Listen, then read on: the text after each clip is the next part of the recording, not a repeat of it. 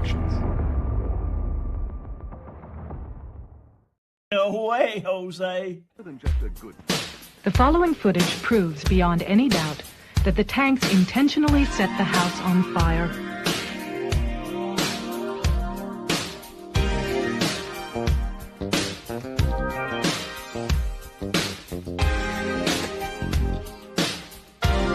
It proves that the Branch Davidians were murdered.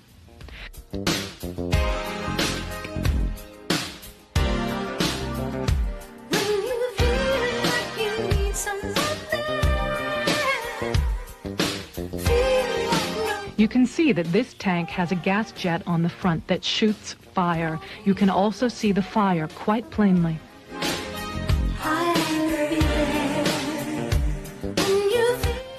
The tank goes into the house twice, and each time as it backs out, the fire at the gas jets is plainly visible.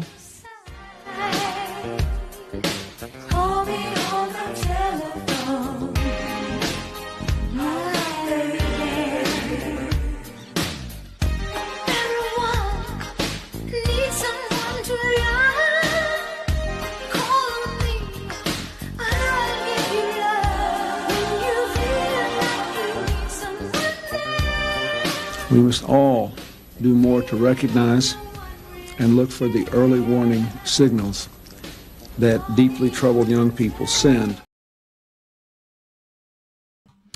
Good morning. Welcome to the No Way Jose podcast. This is The Morning Dump. I am today's host, Jose Galison. No Austin with us today. Likely won't be joining us today. He might jump in the next couple days. I do want to remind you guys, we talked about this recently. We're kind of, the format going forward is more kind of like loosely speaking. Typically, it's probably going to be Mondays, Tuesdays that are Austin's day. And with him, usually, even if I do join, he's going to be one taking the lead.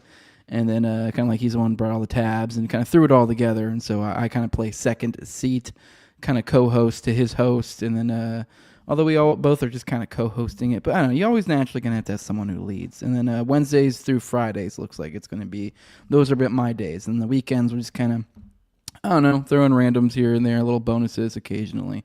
So I see a bunch of you guys in the chat. I do want to let you guys know Lance Ripa got the enviable position of foist today. I see Hay saying that, what now in the chat. King David, what it do? Wooden Nickel, Big Dump, Retard News, Bobo McHua.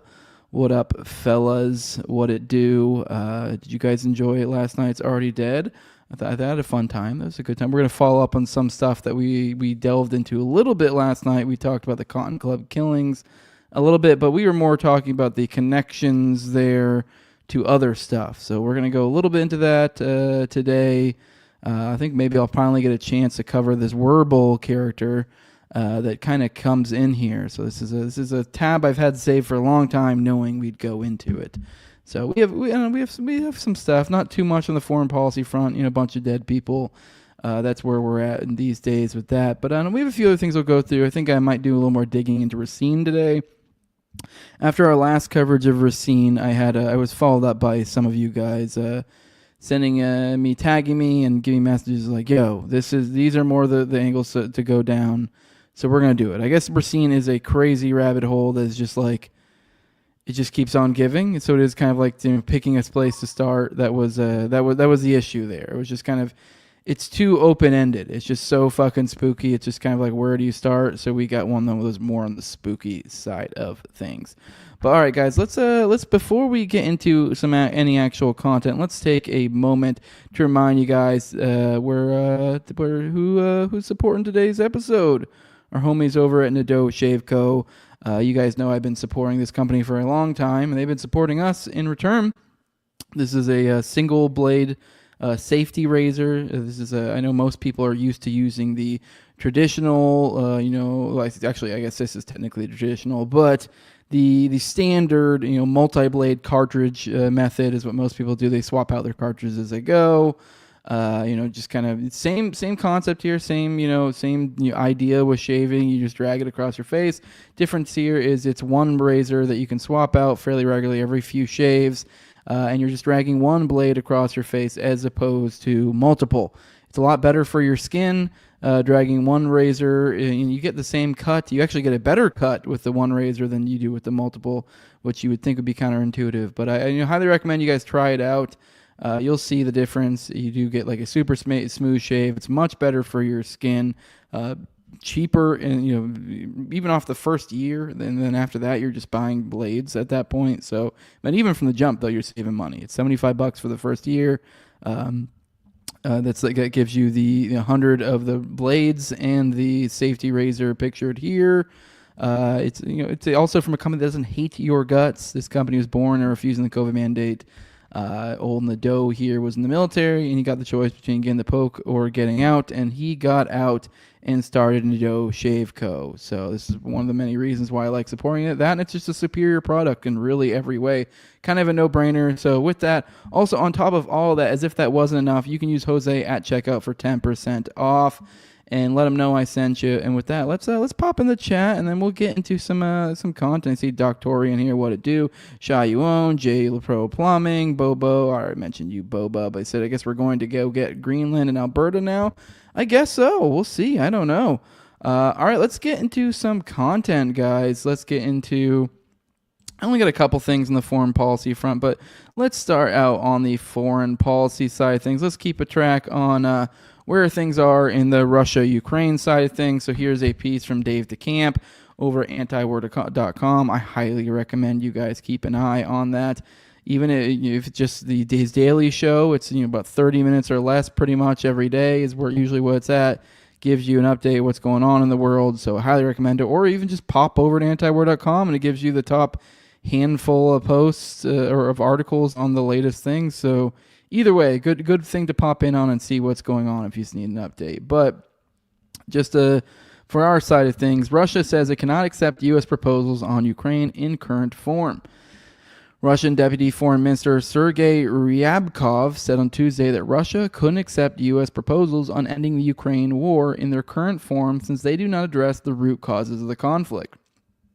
Ryabkov said Moscow hasn't seen the U.S. send a clear signal to Ukraine that it's time to end the war. What we have today is an effort to find a framework that would make it possible to ensure America's vision for a ceasefire. The idea is then move on to some other models and frameworks which, as far as we can see, leave no room for Russia's core demand. That is, the need to resolve the issues stemming from the root causes of this conflict, he said, according to Russia's TASS news agency. Ryabkov said Russia takes the U.S. proposals very seriously, but that they couldn't be accepted as they are. Recent negotiations between the U.S. and Russia have focused on establishing a moratorium on the targeting of energy infrastructure in the war and a Black Sea ceasefire. While progress has been made on these fronts, there's no sign that negotiations will lead to a full ceasefire and a lasting peace deal anytime soon.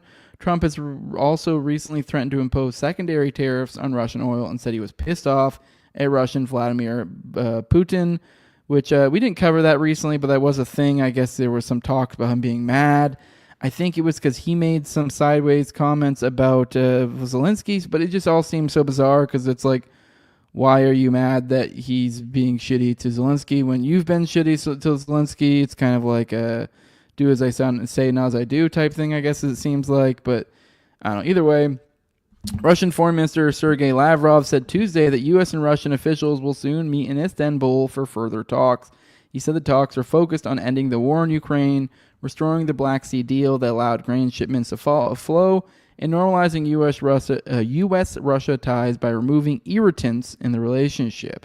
So it looks like it's still kind of up in the air what's going on the Russia side of things. Hopefully things will chill out. That's I don't know, that's just kind of where we're at with there. So we'll see.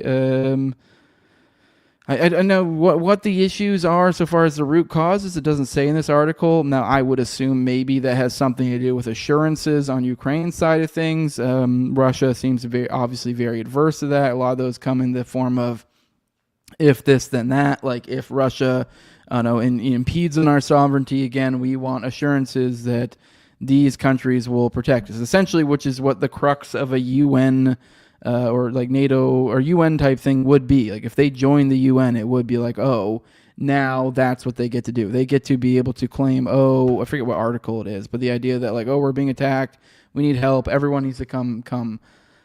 No, that's kind of was the root of the issue to begin with. The fact they were trying to get in on that deal, and we were like, fuck no. So it seems to be that has been something thrown out, that they want something, maybe obviously not to the degree perhaps of like a UN type thing, but maybe like these peacekeeping forces or this or that. So there have been different proposals thrown around. Seems to be Russia just doesn't like the beginning point of that, maybe. Also, I could see it possibly being a sticking point, being borders. So I'm not sure. I'm sure we'll find out more going forward. What sticking points? What are the core issues that they're saying aren't being addressed? So, Zelensky has kind of been a barrier to peace through this. It has seemed throughout it. Hell, we just had the other day, it looked like there might even have been an assassination attempt on Putin. So I don't know. We'll see. It's still very dodgy at this point in time, but we'll see as things go forward. As I said at the end, they're going to be meeting Istanbul soon for further talks. Trying to see if there's a date there. I'm not seeing anything about a date. I was just scrolling through it real quick. All right, let's pop back on the chat, see what you guys have to say.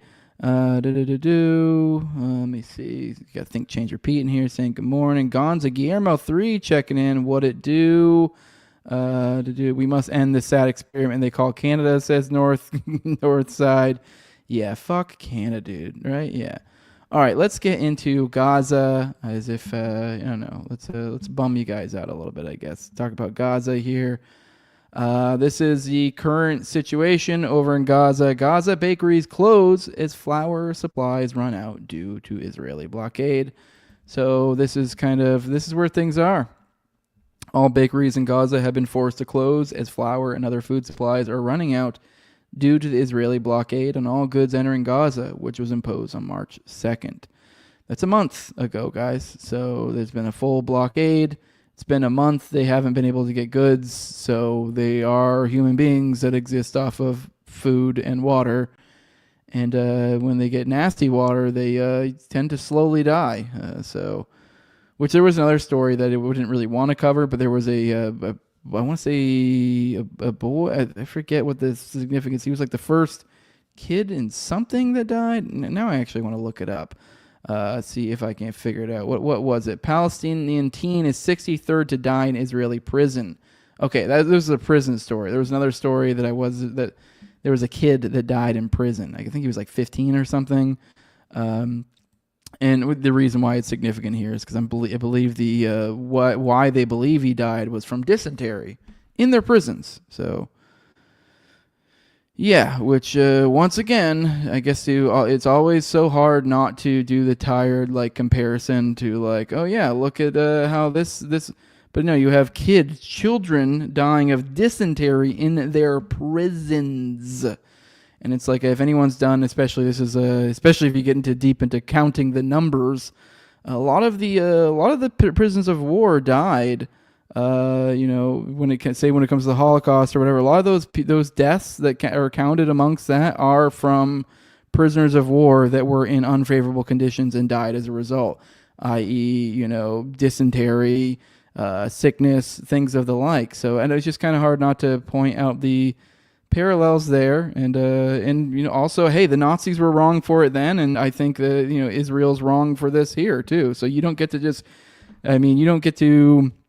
I know a lot of people like to, if you get into the numbers, they go, oh, well, a lot of them will attribute a lot of that to being that, oh, well, the Allies cut off goods, and so they caused unfavorable wartime conditions and caused, this many people to die and blah, blah, blah. So it was really because they were prisoners and they weren't able to get the goods and da-da-da-da-da-da. But it's at the end of the day, if you are the force that's residing in that area, i.e. Israel is in Gaza, and you are imprisoning people in their own country, especially, no less, then it's kind of on you. You don't get to, if you, as a result of you imprisoning them, they die because you're not able to provide the resources they need to survive because you decided to turn it into an open-air prison, that's kind of on you. It's not really, it's not great. It's also contributing factors. That other people were, bombing, supply routes or whatever. And that, don't get me wrong, it's still not cool then. I don't agree with all that either. But it still doesn't make it okay for you to, if you're like, oh well, it's not that I killed them, it's that they died during my imprisonment. And you're like, okay, well, like yeah, you basically killed them.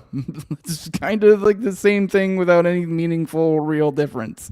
At best, you can just be like, I'm not as so mean that I would murder them, directly. You're like, well, you kind of murdered them indirectly. So at best. So, anyways, that was a bit of a rant there. But on to the flour condition right now. 6 other bakeries run by at WFP have previously closed.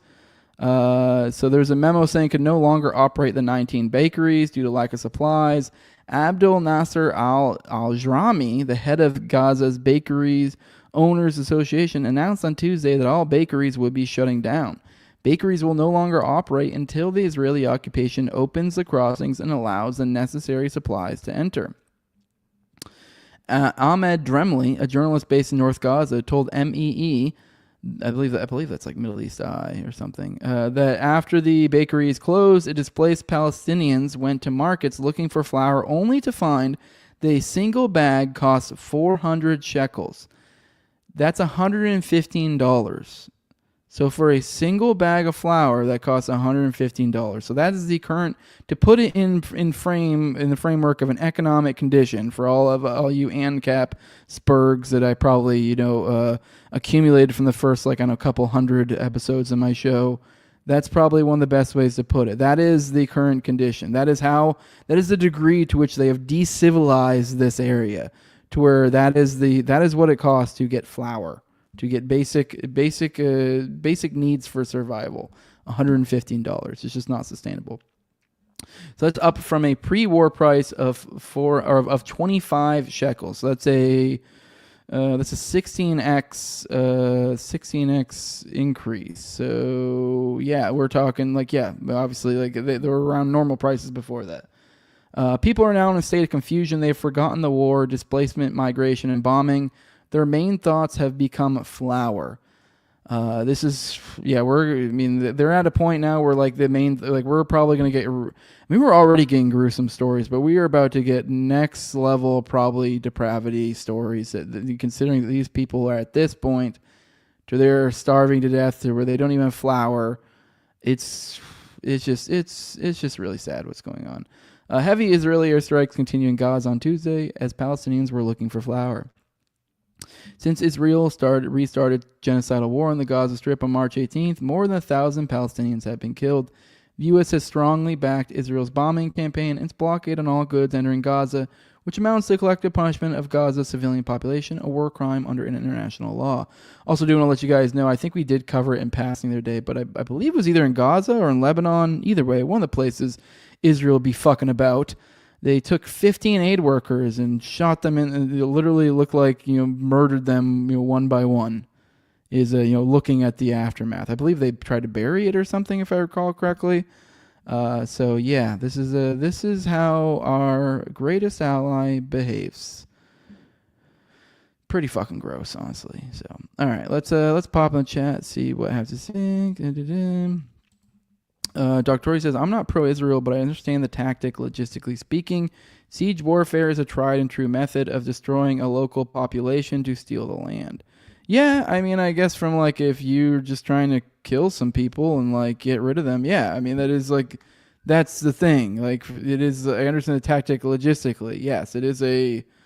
Now, I don't know if I think you probably could make the argument. I would make the argument it's probably not great in the long run, but for the single, I guess if you're only concerned about getting the land, yeah, I mean, but that is kind of the issue here, yeah, obviously. I mean, I don't think you're arguing with me, obviously, but yeah, that's what they're doing. That's ethnic cleansing. That's, I kind of can't really argue too much with that on that side of things. So, let me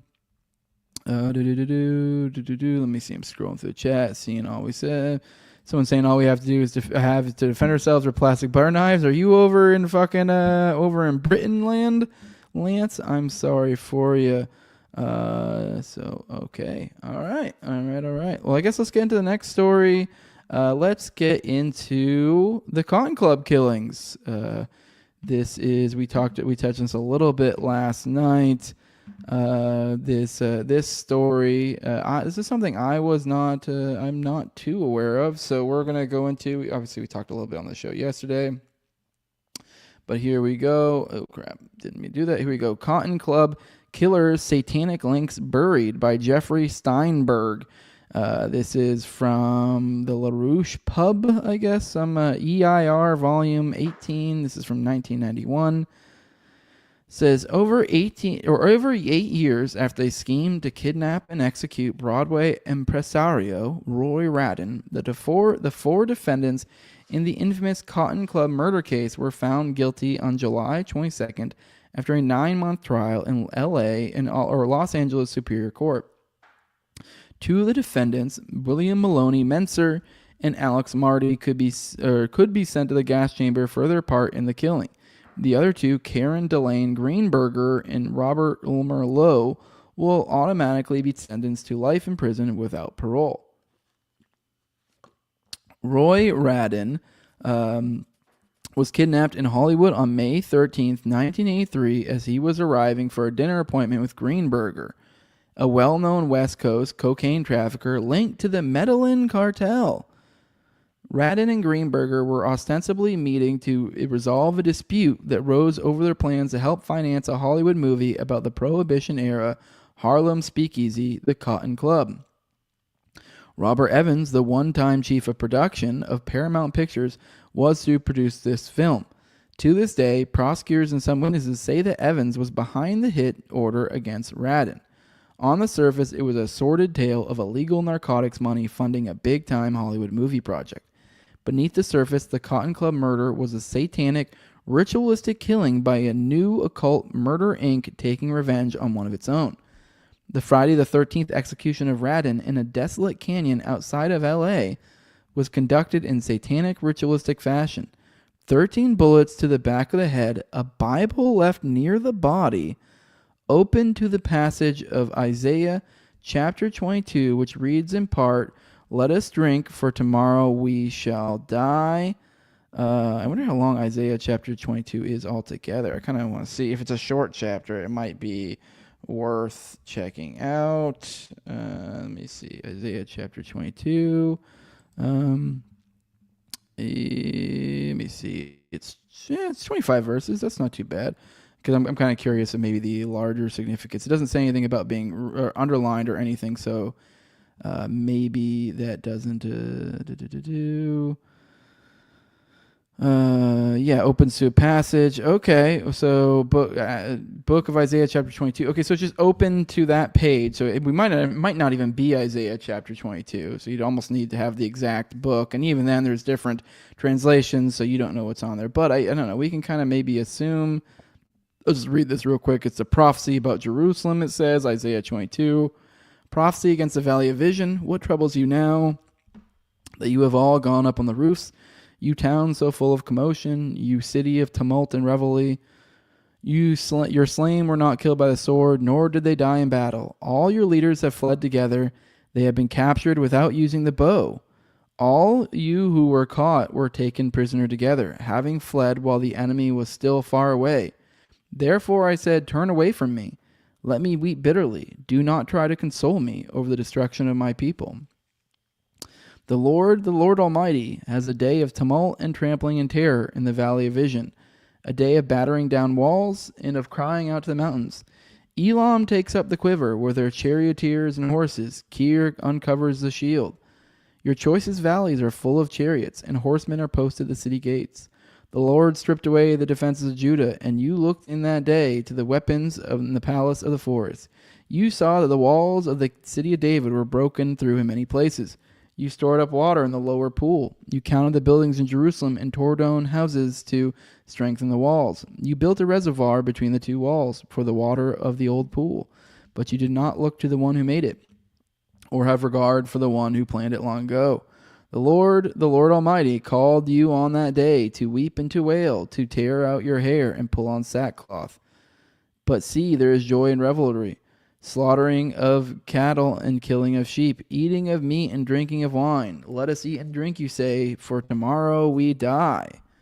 The Lord Almighty has revealed this in my hearing. Till your dying day, this sin will not be atoned for, says the Lord Almighty. This is what the Lord Almighty says. Go say to this steward, to Shebna, the palace administrator, what are you doing here, and who gave you permission to cut out a grave for yourself here?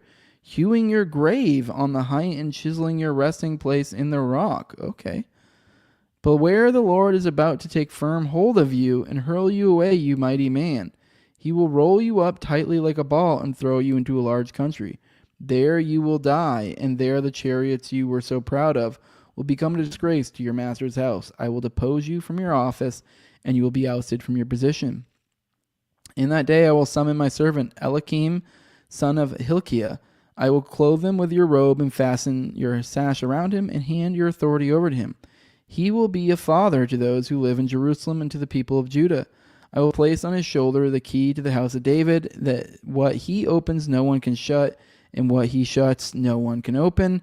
I will drive him like a peg into a firm place. He will become a seat of honor for the house of his father. All the glory of his family will hang on him, its offspring and offshoots, all of its lesser vessels, from the bowls to the bowls to the jars. In that day, declares the Lord Almighty, the peg driven to the firm place will give way. It will be sheared off and it will fall, and the load hanging on it will be cut down. The Lord has spoken. All right, well, that's something. Obviously, we would need to know more about this story to be able to understand the significance of any of that. But there's a lot of weird stuff there, obviously, that could pertain to this. I mean, I don't think we're given any more indication about what the significance is, but there's a lot of weird esoteric stuff in that for sure. So that could have a lot of different meanings. Anyways, no mention of the ritualistic nature of the killing was made at trial. So for some reason, I guess nothing about this was worth being mentioned. Totally missing as well from the Cotton Club trial was any reference to Roy Radin's known links to a New York and Long Island occult circle which had been purchasing cocaine from members of the Son of Sam cult of convicted mass murderer Dave Berkowitz. Yeah, because I believe that's where the Medellin, that's the connection, if I recall correctly, because I vaguely recall. I mean, this isn't really this is more Austin's wheelhouse when it comes to Son of Sam and stuff like this. But from my recollection, yeah, they were rolling with the Medellin cartel. So anyways, cocaine from members of the Son of Sam cult, convicted mass murderer David Berkowitz. Sources familiar with the satanic demi-monde believe that Radin was a member of the Ordo Templi Orientis, an occult secret society founded by the infamous British Satanist from the turn of the century, Aleister Crowley. Okay, so they're thinking that the guy who I believe he's dead, I think is what he said, although they said they schemed to, so I don't know if I'm assuming, yeah, no, he did die. Okay, I'm retarded. Let's keep going. And most glaringly missing was the real profile of the convicted trigger man, William Maloney Menser, who was identified by David Merkowitz as Manson 2. Investigative writer Maury Terry, in his book The Ultimate Evil, which profiles the Son of Sam murders, provided conclusive evidence that Menser had been deeply involved in satanic circles dating back to his late 1960s association with mass murderer Charles Manson and the Process Church of the Final Judgment. Menser was part of a nationwide occult killer squad that was responsible for the Son of Sam murders in the mid-1970s. According to Terry's account, Menser carried out at least one of the New York City Sam killings and may have also been responsible for an earlier occult murder on the campus of Stanford University in California on behalf of the group. Subsequent to the arrest of David Berkowitz and the murders of a half-dozen other members of the killer cult, Menser helped found a nationwide satanic private club called Magic Island. At the time of the Radin murder, Menser was a trusted bodyguard for pornographer publisher Larry Flint. Man, all these connections. Okay, so Menser, to back this up, he's one of the defendants, one of the people that they think was set up this Roy Radin guy, which I guess Broadway impresario, which I don't know if that's implying what he is. I'm assuming some sort of actor or something. Either way, okay, so Menser's a guy who supposedly killed them. I believe it was implied that they tried to hire him and then killed him later. I don't know the details. But anyways, this guy is also a bodyguard for Larry Flint, which was like a top level pornographer. I believe I recall his name typically. I feel like I've heard his name come up many times when it comes to trafficking. I mean, obviously that makes sense. So, man, a lot going on here. We have the Son of Sam stuff in connection, Manson implications. We talked a little bit of this last night, and the connections to possibly Sirhan as well. Man, there's a lot here. So I'm looking forward to maybe. I think Austin's supposed to come back onto another morning dump probably the next couple days. So maybe me and him can talk a little bit more about this. But let's keep going on this. We have the Werble, which we're going to go into this guy in a second because this is somebody I've had a thing saved for a while. Just kind of was waiting until it made sense because he's just kind of a character. He comes up a lot in these old stuff. I see him every now and then, and especially now that I've kept an eye out for him, I see him more and more. This Werble fella. So we'll go into him a little bit more. So just kind of stick attacking that. Remember, this guy we're gonna come back on. We're gonna rewind back to him here in a little bit. All right, the Werble murder and national security. Even as the Racine saga was playing out from coast to coast, Mentzer's boss Larry Flynt was engaged in his own high-stakes dirty deal. The effort to blackmail then-President Ronald Reagan with doctored porn films claiming to show the president engaging in sex with a prostitute. According to several eyewitnesses, Flynt was trying desperately to sell the phony X-rated film to sink Reagan. He was meeting with LA representatives of the Soviet KGB, attempting to extract several $1 million from the Russian secret police for the movies. In his own version of political helter-skelter, and it had some national security officials back in Washington worried enough to enlist the services of OSS/CIA unconventional warfare veteran Mitchell Livingston Werble III to get inside the Flynt organization and defeat the scheme. So, all right, they put this Werble guy on the case. And this is how he fucking died, apparently. So Werble paid for his life with that effort. In December 1983, according to family and eyewitness accounts, Werble was poisoned while meeting in an L.A. hotel with the very men now convicted of the Racine killing. So he was literally in a meeting with these individuals, the ones who were convicted of the killing we just spoke about. This Werble guy died. All right, so this is Mentzer and Alex Marty. Another man present when Werble was fed a lethal dose of poison in a glass of Scotch whiskey was William Ryder, the brother-in-law of Larry Flynt, and a man who would later surface as the government's chief witness against the Racine killers. Man, this is weird. This is wild. This is where you see like a top level. This is where you see like a. Obviously, there seem to be schisms at the top levels because. Man, the idea that these people would have the gall to do all of this is pretty wild.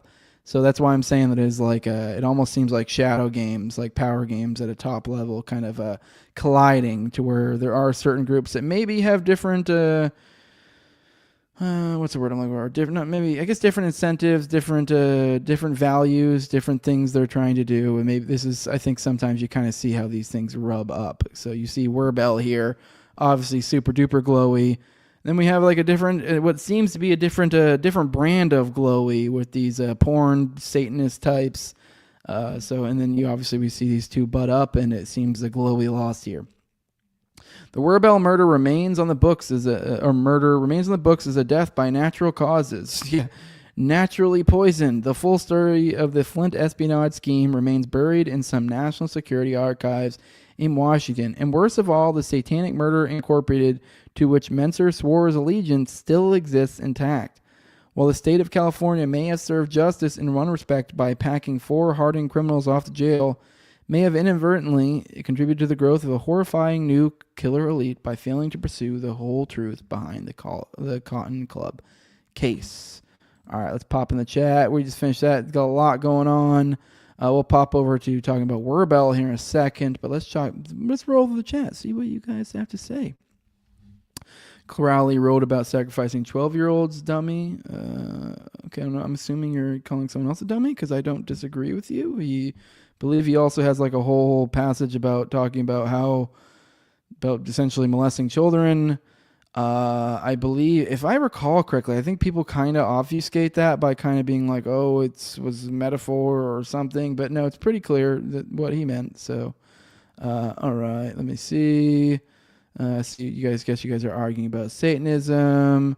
So somebody's saying, oh, it's Niccolo. This is who you're arguing. They're saying, said Crowley had the exact same documents of Freemasons and Luciferians. He was never a Satanist openly. Okay, maybe not. All right. Scrolling through the chat, see what all you guys say. I guess you guys are still talking about Canada, Greenland. Guess you guys are all excited about that. I couldn't care less about the Greenland thing, to be completely honest. All right, let's get into. All right, we'll come back to Warbell. I want to do Captain America, or not. I keep saying Captain America in my head. That's not what I mean. I mean Captain Planet.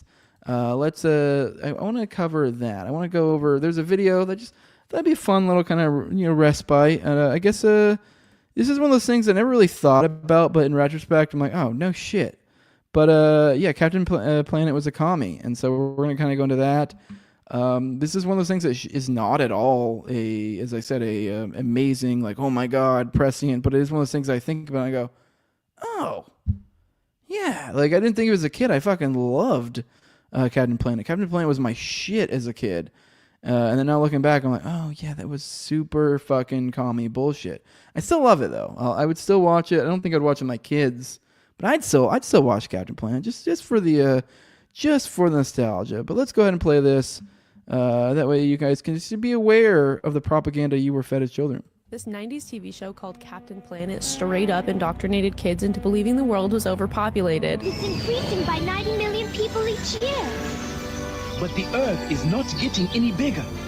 So when it is your turn to have a family, Keep it small. You're joking. The woman who created Captain Planet is the co-founder of the God, as we always come back to, physiognomy, baby. Look at that fucking terror face right there. That is the face of terror. All right, let's keep going. largest freestanding abortion facility in the world. Yeah, just addicted to fucking killing babies. Listen to that stat again. This is the broad who made Captain Planet. It is the co-founder of the largest freestanding abortion facility in the world. Yeah, like literally, she is top level donor to Moloch. Let's keep going. Depopulationist agenda proves over and over again they do not care about you or me or humans in general. During the pandemic, European nations promised to send medical aid over to Africa, but instead of sending, I don't know, ventilators and PPE, you know what they sent? $2 million worth of abortion kits. Canada used millions of dollars of their COVID-19 funding to promote abortion in Africa. And let us not forget that during COVID, abortion facilities got to stay open and received government handouts because they were essential. There is a record low fertility rate in America that's becoming a looming threat. Other nations like Denmark, Italy, and Germany are frantically pushing pro-family incentives because they've realized their replacement rate is too low and their nations are literally facing extinction. Luckily, I do think that there are probably a lot of people alongside me who feel when we are told that you can't have a lot of babies, it actually just kind of makes us want to have babies even harder. So yeah, and with that, guys, go out there. You guys fuck Captain Planet. I'll actually take that back. I still love Captain Planet. Captain Planet's the shit. But yeah, you guys, he's actually not the shit, though. That's just nostalgia playing tricks on me. I got sucked up in the goy slop, but hey, whatever. I can still enjoy it and still not believe anything in it. So, all right, let's get into this Warbell fella. Let's get into him. Actually, let me check, see what you guys have to say real quick. Scroll through your chat. Cap Planet's early woke, although he went like super woke. It's kind of nuts to think the kind of crazy although that was like, I remember growing up, that was just the vibe in like the 90s, 2000s. That was kind of the not really even much of a pushback against like the, oh yeah, we're having too many people, and like at least that's my impression as a kid, growing up in that. So like that was my impression, is like what the society was telling me. And there wasn't, I don't know, even in a Christian conservative family, I didn't really feel like there was a ton of huge, like, public discourse, pushing back on that. So I might be wrong, but yeah. All right, let's keep going through. Yeah, enter the theme song. Cat Planet's our hero. He's going to turn emissions to zero. Yeah, it is sad. He is a commie, but it is what it is. Someone's saying my war commentary is excellent. Thank you, I guess. I said, she looks like a horrible person to be stuck in a room with. She sure does. Alien Big Cat says, sacrificing a male child of perfect innocence and high intelligence refers to sex magic, i.e. sperm, the rite of Onan, magical masturbation, dumbass. Oh, okay. Oh, is that who you were arguing with earlier? Oh, is he trying to say that that Crowley didn't diddle kids? I don't know. To be fair, maybe he didn't diddle kids. I don't fucking know. I mean, like, I'll be honest. I haven't looked a ton into his work, but I'm to some extent I take people's word for it when they're like, yeah, there's a whole section in one of his books that pretty clearly sounds like he's talking about fucking kids. And it sounds like people are like then go, I don't know, bending over backwards to go say otherwise. So I don't know. I just kind of think, especially since the root of his belief system is kind of like, ooh, I am the great evil and I'm going to do all the evil and no one's as evil as me. That's kind of, I mean, obviously that's a very, straw man version of his belief system. But if that is kind of your belief system, there's kind of like not really many things much more evil. So it's like, why would you be like, I'm the great devil or great demon or whatever the fuck he like to call himself, the great beast? But no, I draw the line at that. That fucking 18 years old, the standard fucking age of consent in most governments, most countries across the world, roughly speaking. That's where Aleister Crowley draws a line right there. Right at where like the public has decided is the age of consent. That's where Crowley draws the line. Not a day earlier. Okay, I'm supposed to buy that he didn't fuck around and do some shit. Okay, all right, sure. So let me see. Got more people arguing about. By the way, birth rates are nosediving, and no one taking care of their elders, for sure. Let me see. How do some people end up in occult societies and some don't? I don't know. It's a good question. I think maybe if you're looking for it to some extent. I also think if you're just kind of fucking a bunch. Last podcast on the left has a good series on Crowley. Like I guess if you're someone just getting sucked up into the degenerate, I think it'll kind of just find you after a while. I would think. Like, I don't know. I feel like that after 30 times of going to fucking throwing on your latex and going to fuck parties, eventually you'll find them. I think so. That would be my guess, at least. So. You can thank him for occult and NASA, Scientology, and the Process Church, and on and on. That's obviously referring to Crowley. That is true. All right, let's get into this Werbel fella. Let's go check him out. I told you guys, this is one I've been sitting on for a while. This is Tim Fatigue, where he's somebody I need to get on the show one of these days. I don't know for what. But he's always sharing interesting information, so I don't know. Hey, Tim, if you are interested, if there's something that's your thing that you'd be able to give a presentation on, let me know. I'm always like the stuff you have to say. But with that, this is one I've been sitting on for a while. We're Bell. But this is, I'll go ahead and share what Tim had to say a while ago. This is an old tweet, like I said, but this was kind of around the time I believe we were kind of, the USAID stuff was hot. So that's kind of the context here. So in one of those alarmingly common CIA memos, wondering about its ties to this or that notorious person and confirming those ties are extensive, the CIA reviews its associations with American gunrunner and warlord Mitchell Livingston Warbell III. From 1918 to 1983, from Batista's Cuba and Trujillo's Dominican Republic to the bitter end in Southeast Asia, Warbell was there or was at least arming the combatants. He was an OSS veteran and seemed to be on good terms with multiple generations of CIA dirty tricksters. He knew all the usual suspects in right-wing paramilitary circles, from Gary Patrick Hemming and Frank Sturgis of Interpen fame to Rolando Masferrer Rojas, the wealthy Cuban exile and organizer of the ill-fated 1966 invasion of Haiti that was funded, at least in part, by CBS News. So here is Werbel. As we said, this is a guy just a little bit ago we were talking ago who got poisoned.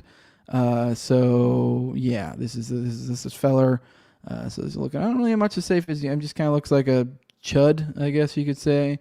But all right, here is some articles on, or not articles, but documents. Here is some memo from 1975.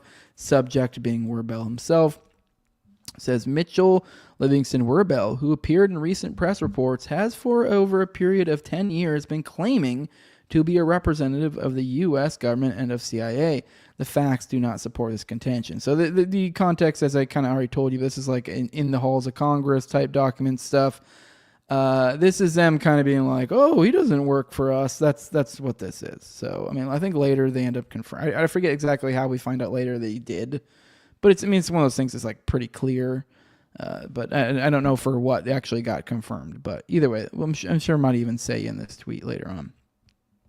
CIA first learned of Werbel in July of 1959 when he contacted General Cabell, indicating knowledge of Cuban and Dominican affairs. So no, he has nothing to do with us, but he's just contacting us about useful information and talking to generals. All right, Mr. Thomas J. Flores of LA Division was put in contact with Werbel and considered using him as a FI asset. A POA was granted on 7 July 1959 for this purpose. By October 1959, it was apparent that he did not have the access to information as hoped, and he apparently looked upon his association with CIA as a means of furthering his various business schemes. All contact was then severed. Okay, I actually kind of misunderstood the situation, so that's why I said some dumb shit there. So, okay, this is their first, according to them, this is their first contact with him. Their claim is that he had some information. The information ended up kind of being like, meh. And they got the vibe that he was just trying to personally enrich himself by his contact with the CIA, as if like he was trying to, I don't know, trying to build himself up, which I guess will kind of seems like almost a likely place to set your foot in the narrative, considering I guess what we'll get into the things that Werbel's claimed later. So I guess like later, like oh he just wanted to get with us so that he could like kind of boost his bona fides, but no, he didn't actually ever work for us. That was just some nonsense he said. That like this seems like kind of prepping for that. But yeah, we did work with him one time, but he seemed to just want to use us as like a credentials. But that we weren't cool with that. We said fuck off, and that's it. So that's kind of their stance here. From that time to the present, Mr. Werbel has cropped up in a number of nefarious activities, whereby he inferred that he had CIA connections or support. He was reported to have been involved in arms sales to Nicaragua and Guatemala in efforts to gain recognition by certain South American countries of the Cuban government in exile, and in an abortive scheme to invade the Republic of Haiti in 1966. I will say, on the flip side, there might actually be like a somewhat smart method to that. Like, not saying this is the case. I think Werbel was a glowy. But like, if you were some international arms dealer, which, let's be real, that glows off the jump. But let's say you were an international arms dealer and you weren't government affiliated, it almost would be better just to lie and say, I work for the CIA, because it's like, what is the CIA gonna do? Do exactly this? They go, no, he's full of shit. No, like, it's just, I mean, I guess they could kill you or something. Point being is, I guess, just like maybe there might be some sort of like cover in that, like if you just go around saying we're for the CIA, maybe that could to some extent cover your ass. Like if something like they wouldn't want anything to happen to you. I don't know. I feel like it might just as likely get you in trouble. But it's almost like one of those like just so crazy it might work type things.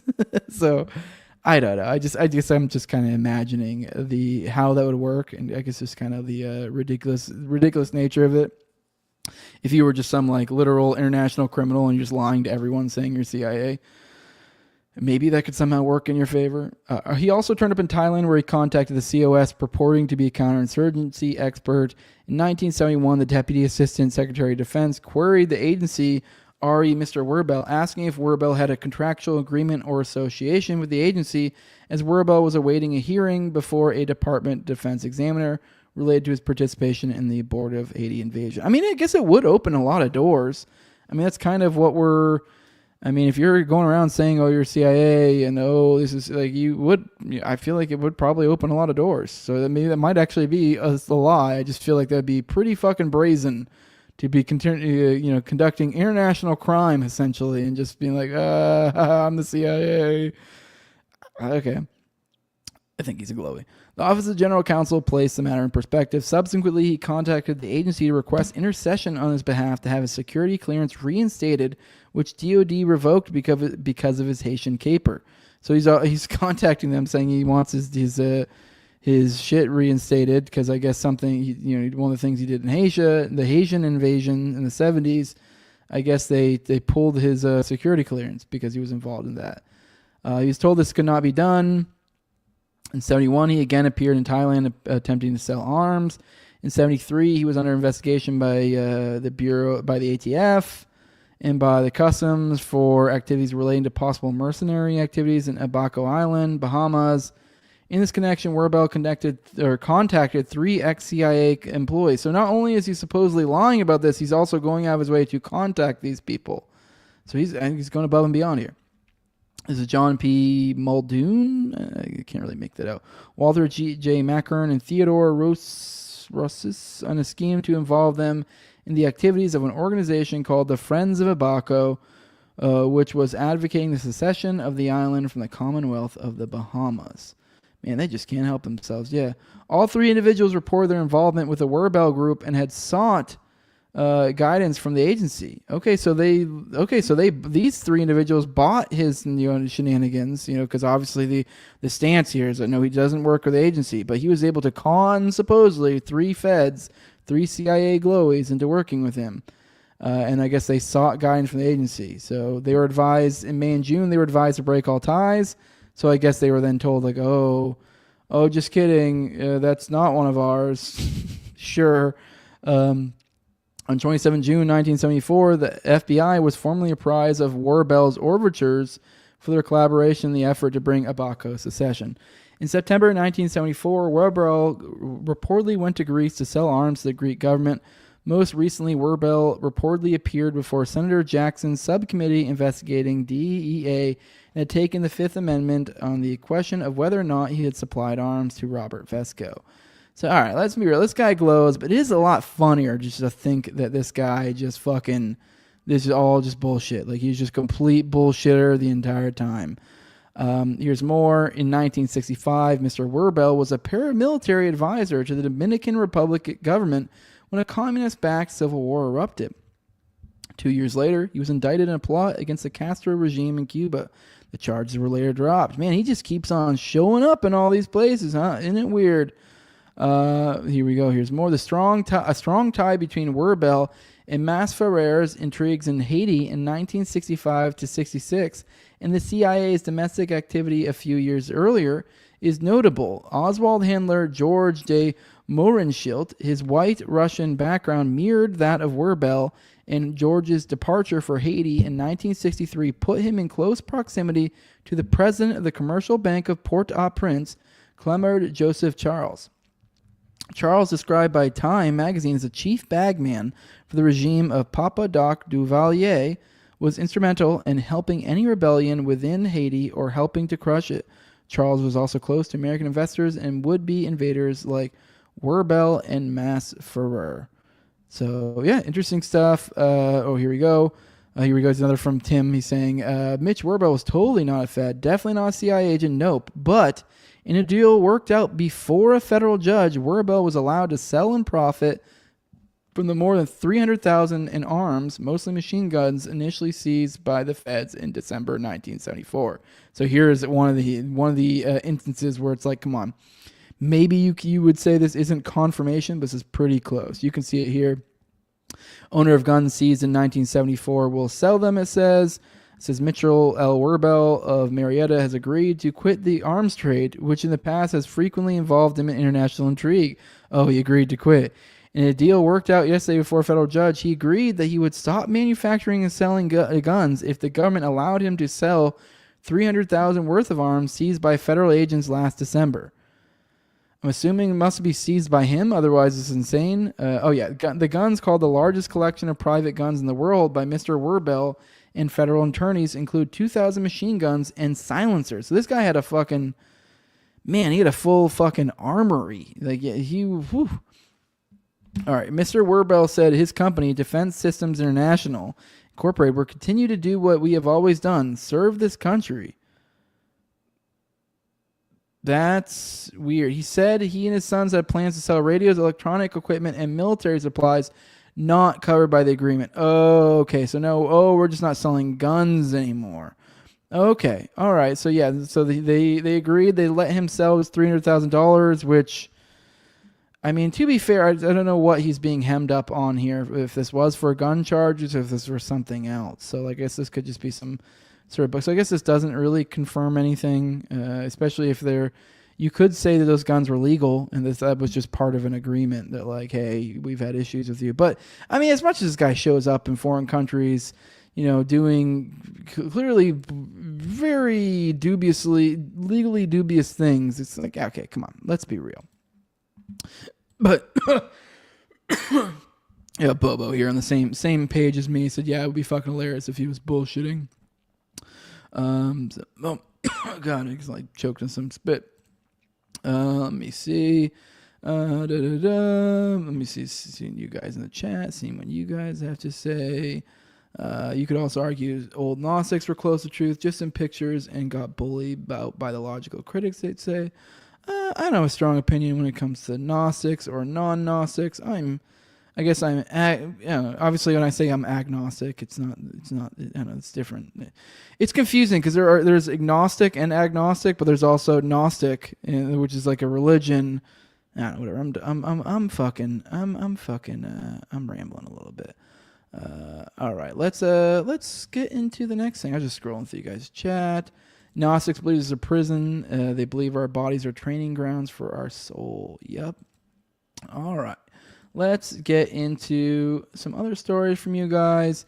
Here is one from this is from homie Jolyon Klebold saying morning dump. This is from Mia Shem.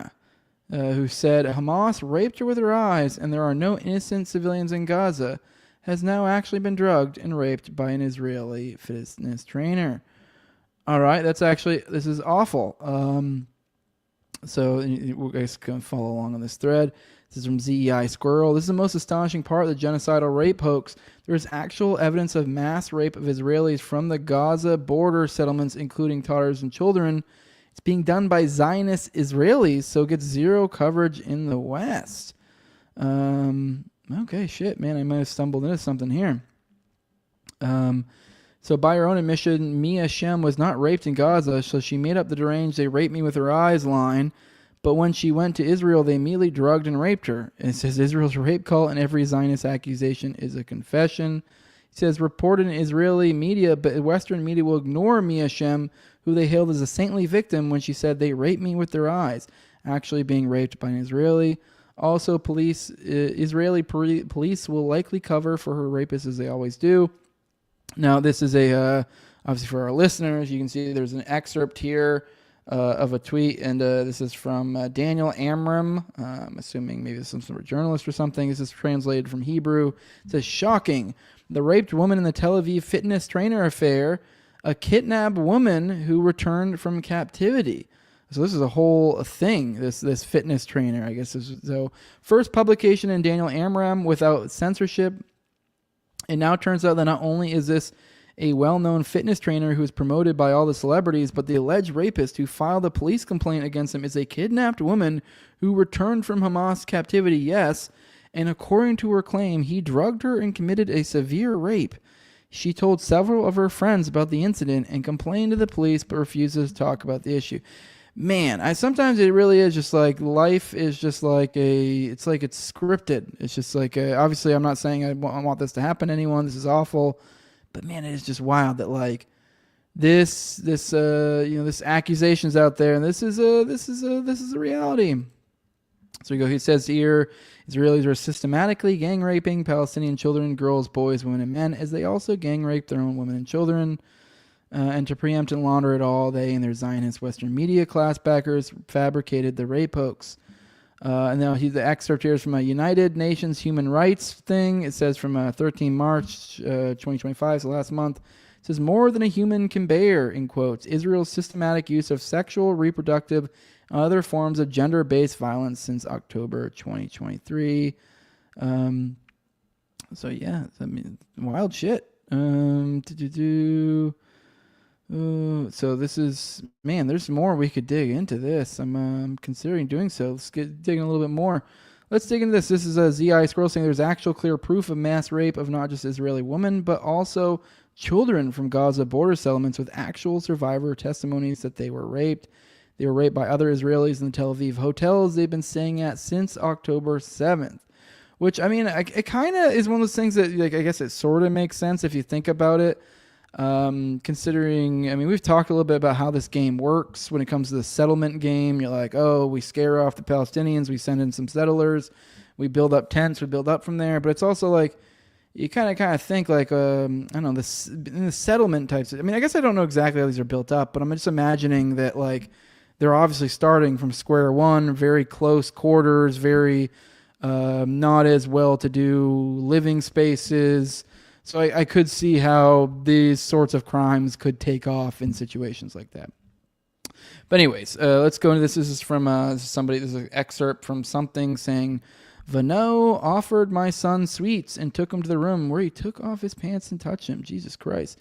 Is Chaim Hecht talking on the radio December 2nd, 2024. It says the complaints against Kiryat Shimona resident Zion Vanuno, 64, on suspicion of committing indecent acts on minors are increasing. So far, 4 complaints have been received by the police who are looking for more victims. I will say, to be fair, I mean, this, as of right now, I've seen, this in a anecdotal example of this happening. I mean, we have pedophiles in America as well. So I guess it's the idea here is maybe as we go through these, is this going to demonstrate that it's widespread?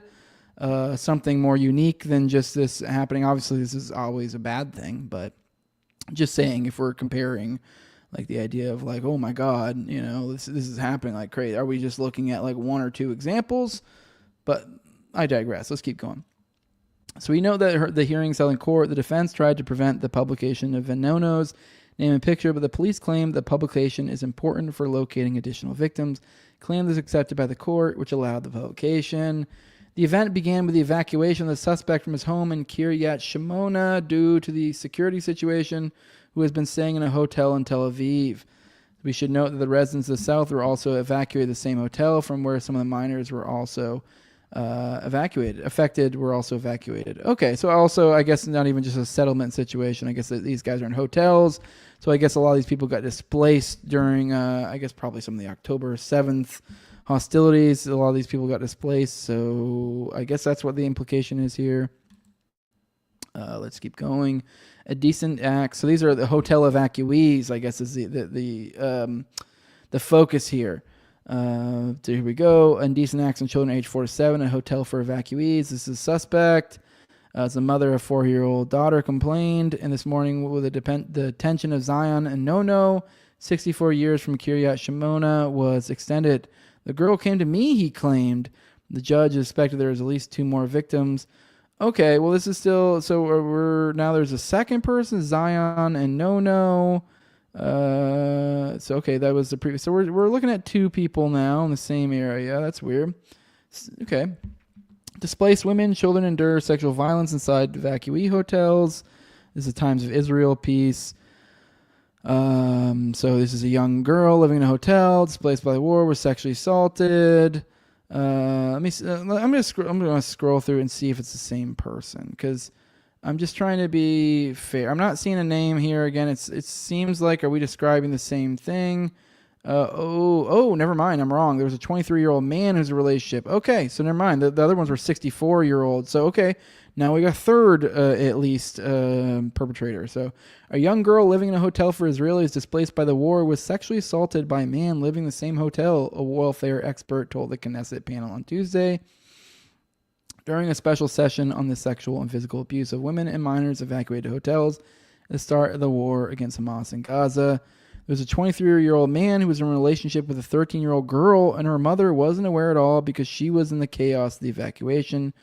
Miri Frank, the welfare director for Jerusalem's evacuee hotels, recounted to the Knesset Committee for the Advancement of the Status of Women and Gender Equality. The accounts of the sexual abuse of the young evacuee was one of several such stories heard by the committee. An evacuee resident exposed himself and urinated in front of children at the entrance of a hotel. Maya Oberman of the Association of Rape Crisis Centers in Israel told the committee an elderly evacuee hit a young girl in the elevator and he was transferred to another hotel in Tel Aviv. An evacuee called and said that she was raped by a man who was evacuated to the hotel with her. Girl said she was hit by a 15-year-old. Oberman continued recounting several more examples of sexual and physical violence encountered by women and children inside the hotels. Girl reported that someone exposed himself to her in an elevator. Okay, so this is, I think it's fairly clear. It's fairly, at least somewhat widespread.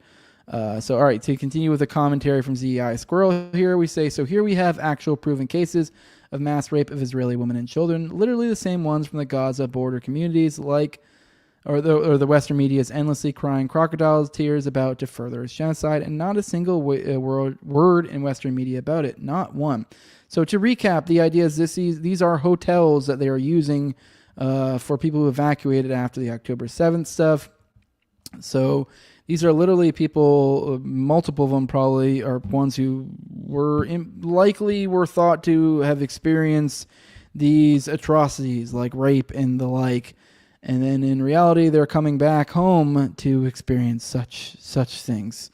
So, but I thought if mass rape happens, that reduces the group to the supposed perpetrators come from to the status of human animals who deserve to be genocided. That's your justification for the gods of genocide. But what does that make the Israelis and the actual proven mass rapists? And of course, it's not just the rape of Israeli women and children, but also of Palestinian men, women, and children who are mass raped every single day, a level of rape that exceeds even the depraved hoax fantasies of Zaka pedophile rape cultists. Okay, so let's go back to the original thread. So let me see. There was one more video I wanted to play. So let's play. Okay, let's play this one last video I guess to kind of back up this is right here, breaking. By the way, if anyone wants to look at this more, ZEI Squirrel, I guess I'll probably retweet this in a second if you guys want to look into this more, the claims he's making, since I didn't go down every little rabbit hole of his thread. But here we go. New evidence presented at the UN confirms Palestinian women are being gang raped by Israelis who videotape it as they do it. Not a single Western media outlet that fabricated and spread the genocidal atrocity, propaganda, rape hoax have reported on this actual mass rape. So let's go ahead and play this. Let's see. I'll probably have to read it to you as we go along. She was taken to sedate a man, and she was nude searched over and over again and filmed, and then she was raped twice by Israeli male soldiers, 2 of them at a time, while videotaping her. We have also one testimony of a woman who was also taken. I do want to point out that this also could be complete bullshit. But obviously the idea here is that like they were running with some other ones that were likely bullshit. I mean, they were bullshit, but I mean, when it was dubious to begin with, and but no one really. It just is the stark difference in concern between the two groups here. She says she was also raped by an inspection device by a female soldier. More than once. They inserted the inspection device in her rectum. We have also one testimony of a woman saying that she was strip searched and they would beat her on her behind and they would humiliate her in front of each other. Most of the women also who were taken from Gaza, West Bank, and Jerusalem said they were beaten on their genitals, which has made it to conclude that there must have been a directive that's been given to the Israeli army to treat women in such manner, because in Jerusalem you're treated by completely different law enforcement than in Gaza or in the West Bank. But all these women said they were beaten on their genitals. And I could just add on about this sounds crazy, but bear in mind we've had I believe it was multiple now whistleblowers that have come out of the IDF that have claimed that the human shield story, which keep bear in mind the constant always, Hamas is using human shields, Hamas is using. Oh my God, they exist in areas where there are human beings around them. They're using human shields.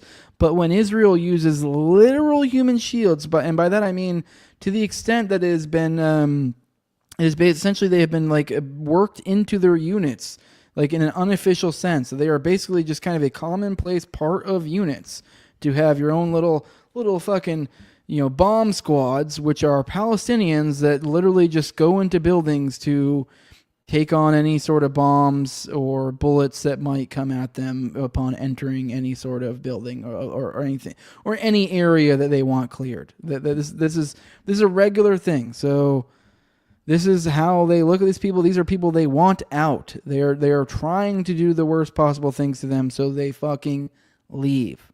So the women who were forcibly disappeared in Gaza, like I said before, it was usually as they were fleeing south through the safety corridor. They were abducted at the... Yeah, you got to keep in mind too, just the crazy amount of like refugees that have been caused by this. And I mean, think about the dark shit we talk about in this show, and how much people would exploit that. I mean, it only makes sense. I mean, we've talked about the Clintons and their involvements in Haiti many times.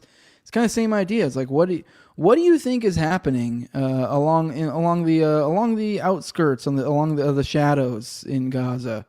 Probably awful. I mean, it's already awful things, but I mean, if you are some like dark entity out there that likes to, do awful things to human beings, you can almost justify it a lot of times. Like, well, I mean, the other option was they die. I mean, why let them just go to waste? May as well involve them in a few rituals or do X, Y, and Z, or allow them to be procurers for this network, or do this or do that, or get whatever sick fucking jollies off I want. May as well. They were going to die anyways. So, checkpoint. Many were taken to the Zakim detention center and the Negev detention center, and all together in one large hall, forced to strip completely naked and just sit in this hall, the women amongst each other and the men amongst each other.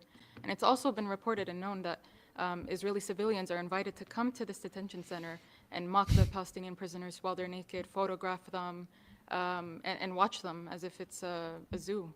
So that's something that we've seen. Also, when it comes to checkpoints, like I said, it's where the sexual violence happens and it goes unreported. So we have a testimony of a teenage girl who was made to undress a man because he refused to undress. They made her undress him, even though she's not related to him. She doesn't know who that man is. And while being searched and touched and molested on their breast and on their genitals as well. Yeah, just plain fucking awful. Just awful. All right, just popping in here, guys. Let's see, Wise Elkin here. What's up? You just popping in? What it do? Tom33 has been busy at work now. Just gonna start at the beginning. Just want to say good morning, boys. Yeah, it's probably best not to start where we just started, where we're at right now. Someone say, I mean, they for sure raped some male prisoners. Yeah. Someone saying, I'm shocked they weren't taken in jail, but yeah, they're trying to get rid of their front. Oh, you're talking about something else. Scrolling through the chat. So what were they doing in the tunnels? They got filled with concrete. Yep.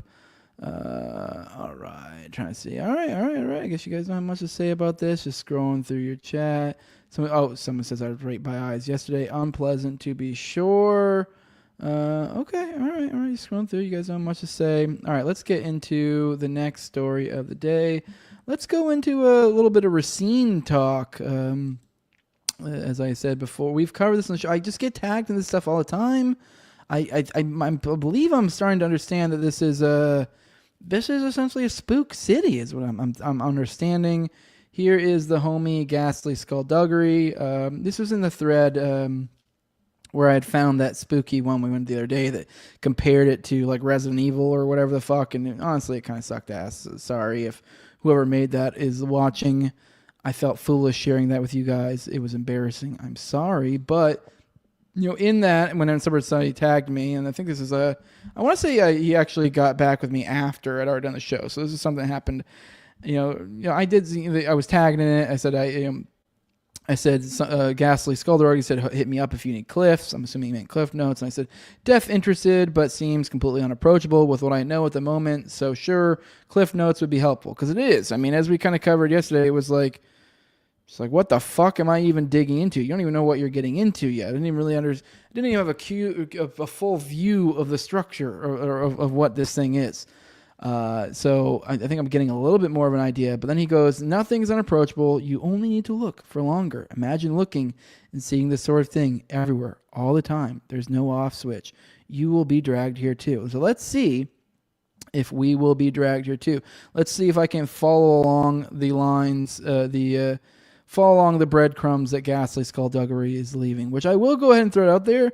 I am a little retarded, and Skullduggery speaks in very esoteric, spooky language a lot, and there's a lot of times I've seen he's commented on stuff of mine or other people's things, and I have no fucking idea what he's talking about. So there's a good chance that maybe that he gets two out there here, and I don't know either. Not saying he's wrong, it's just he'll say stuff, and then he's clearly implying, and I'm just like, I don't even know what the implication is here. You're being too esoteric or too spooky or too open-ended. So let's see, kind of get what I mean, like even just this post itself. So we'll see. So just I'm trying to interpret the things he shared here. We have an excerpt from something. It says, the Wingspread meeting. It says, in September 1966, a meeting took place at Wingspread, the Johnson Foundation's retreat center in Racine, Washington. So somebody saying here, Lance is saying here that Racine is more than just cheese. That's my understanding. That's why I'm giving it a second go, because it is bullshit. So let's get back into this. Purpose of the meeting was to advocate for radio to be treated equally to television in the Public Television Act that was pending before Congress. Now let's look into the Public Television Act, because I'm kind of curious what exactly that entails, because that obviously, if they're trying to mirror that in radio, what does that mean? Public Broadcasting Act of 1967. Okay, cool. Yeah, that is that one. Is a private establish the Corporation for Public Broadcasting, CPP, a private non-profit entity that funnels government funding to public stations and producers, and also led to the creation of the Public Broadcasting Service, PBS, and National Public Radio, NPR. Okay, so this is what created our own little version in the United States of essentially government media, or public media, because they like to use the word public instead of government. This is government radio and TV. I mean, I know we were just talking about how great, a little bit Captain Planet is. I don't think Captain Planet was PBS, but it's the same vibe. And we remember Arthur, and was Doug on PBS? But I mean, no, there's a lot of cool stuff on PBS, but at the end of the day, that was government propaganda. Let's be real. It doesn't mean there isn't good, wholesome stuff that was on there, but at the end of the day, it's government propaganda. So that's what we're dealing with here. So it looks like Racine is what I'm interpreting here as kind of the radio side of things. So. All right, because as we said, the meeting was for radio to be treated equally in this act. So outcome of the meeting resulted in an amended bill passed by Congress, which authorized the creation of the Corporation for Public Broadcasting, and ultimately led to NPR being incorporated in February of 1970. So according to this meeting that happened in Racine is what led to NPR being part of this, and the radio being, on par with television in this act. So this led to NPR being incorporated in 1970 February. The Public Broadcasting Act, which was passed as a result in the meeting, authorized the creation of the Corporation for Public Broadcasting, which played a key role in the establishment of NPR. NPR was incorporated in February 1970, marking the official beginning of the public radio network. All right, more. The Johnson Foundation of Wing Spread. For 65 years, we have gathered leaders from Racine, Wisconsin, and across the globe who have sought inspiration and action. We bring together people together because we believe we are at our best when we come together. That's when progress can take flight. The Johnson Foundation is grounded in Racine, Wisconsin, and the heart of our work happens at the historic wing spread property of Frank Lloyd Wright designed home. Okay, so the Johnson Foundation. So what even is the Johnson Foundation? The Johnson Foundation. I was thinking like Johnson & Johnson or something. So what is this? Maybe I'm getting a little bit ahead of myself because I was just Googling it myself. Let's see. Maybe we'll get into that more. I think we're getting a little bit more into that here. So we have Herbert Fisk Johnson here, American businessman and manufacturer, born in 1899, died in 1978. He was an American businessman and manufacturer. He's a grandson of company founder Samuel Curtis Johnson. He was the third generation of his family to lead S.C. Johnson and Son. So it's S.C. Johnson, but then I guess there's a separate Johnson Foundation is what I'm guessing this is like I assume they're kind of fucking, like they're a non-profit essentially or something. So, okay. Yeah. Or something along those lines. So this is their tax write-off side of their shit. All right, let's keep going. This is an excerpt from an article in Forbes. It says, Dark Capital is a series that explores the intersection of business, wealth, and crime. It's featured on Sundays. Said when S. Kurt Johnson was first charged in March 2011, he faced a 40-year prison term for felony charges alleging he repeatedly sexually assaulted a child, his 12-year-old stepdaughter. By the time the court case ended over 3 years later, he had pled guilty to misdemeanor charges of fourth-degree sexual assault and disorderly conduct. At most, he would spend a year in jail. But then, as one of his lawyers' firms boasts on his website, he earned dramatically reduced charges and sentencing of 4 months in prison, only serving 3, and a $6,000 fine. He never even had to register as a sex offender. So, all right. So this is the guy that we've seen come up a few times. This is a guy who was the mayor of Racine, who was Johnson. He was obviously it seems like this town is kind of. This is where I did make fun of a little bit the other day when we covered the connections to Raccoon City of Resident Evil. Like at one point they brought up like the family, which from my recollection of the video games, it is like a common core. Is like you have the family, is like these group of individuals that I believe are like changed by whatever fucking evil in the video game or what. Anyways, beside the point, the idea that they're like this, like these entities have been around for a long time. They're almost like a secret society of a sort. They're the ones who really run the town or whatever, the area, the corporation, whatever. It depends on the thing of the video game you're playing. But that's kind of the implication here is the Johnsons. So this is the Johnsons. This is their fucking city in a sense. So like we obviously said, it started all the way back in the 70s. We were looking at that fucking the television act thingamajig or whatever. So we have that going on. So point being is like we have the Johnsons. They're kind of running this area literally to the extent to where like in 2011 that one of the Johnsons is the mayor still.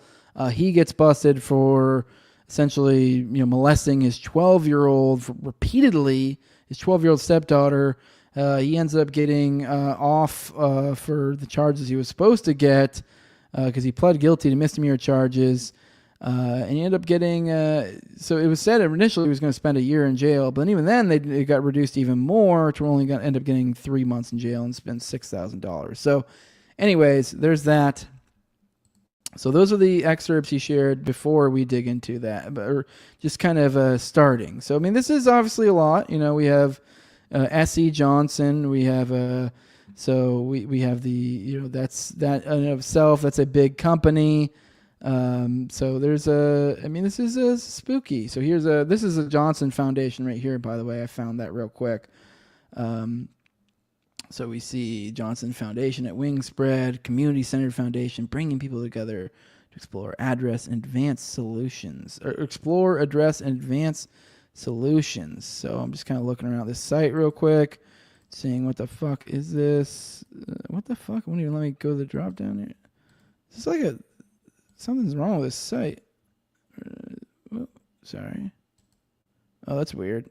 It doesn't, I go to legacy and nothing. I can't bring anything down. All right, whatever. Okay, I just thought current initiative, but their site doesn't even really work. Okay, here we go. Our work.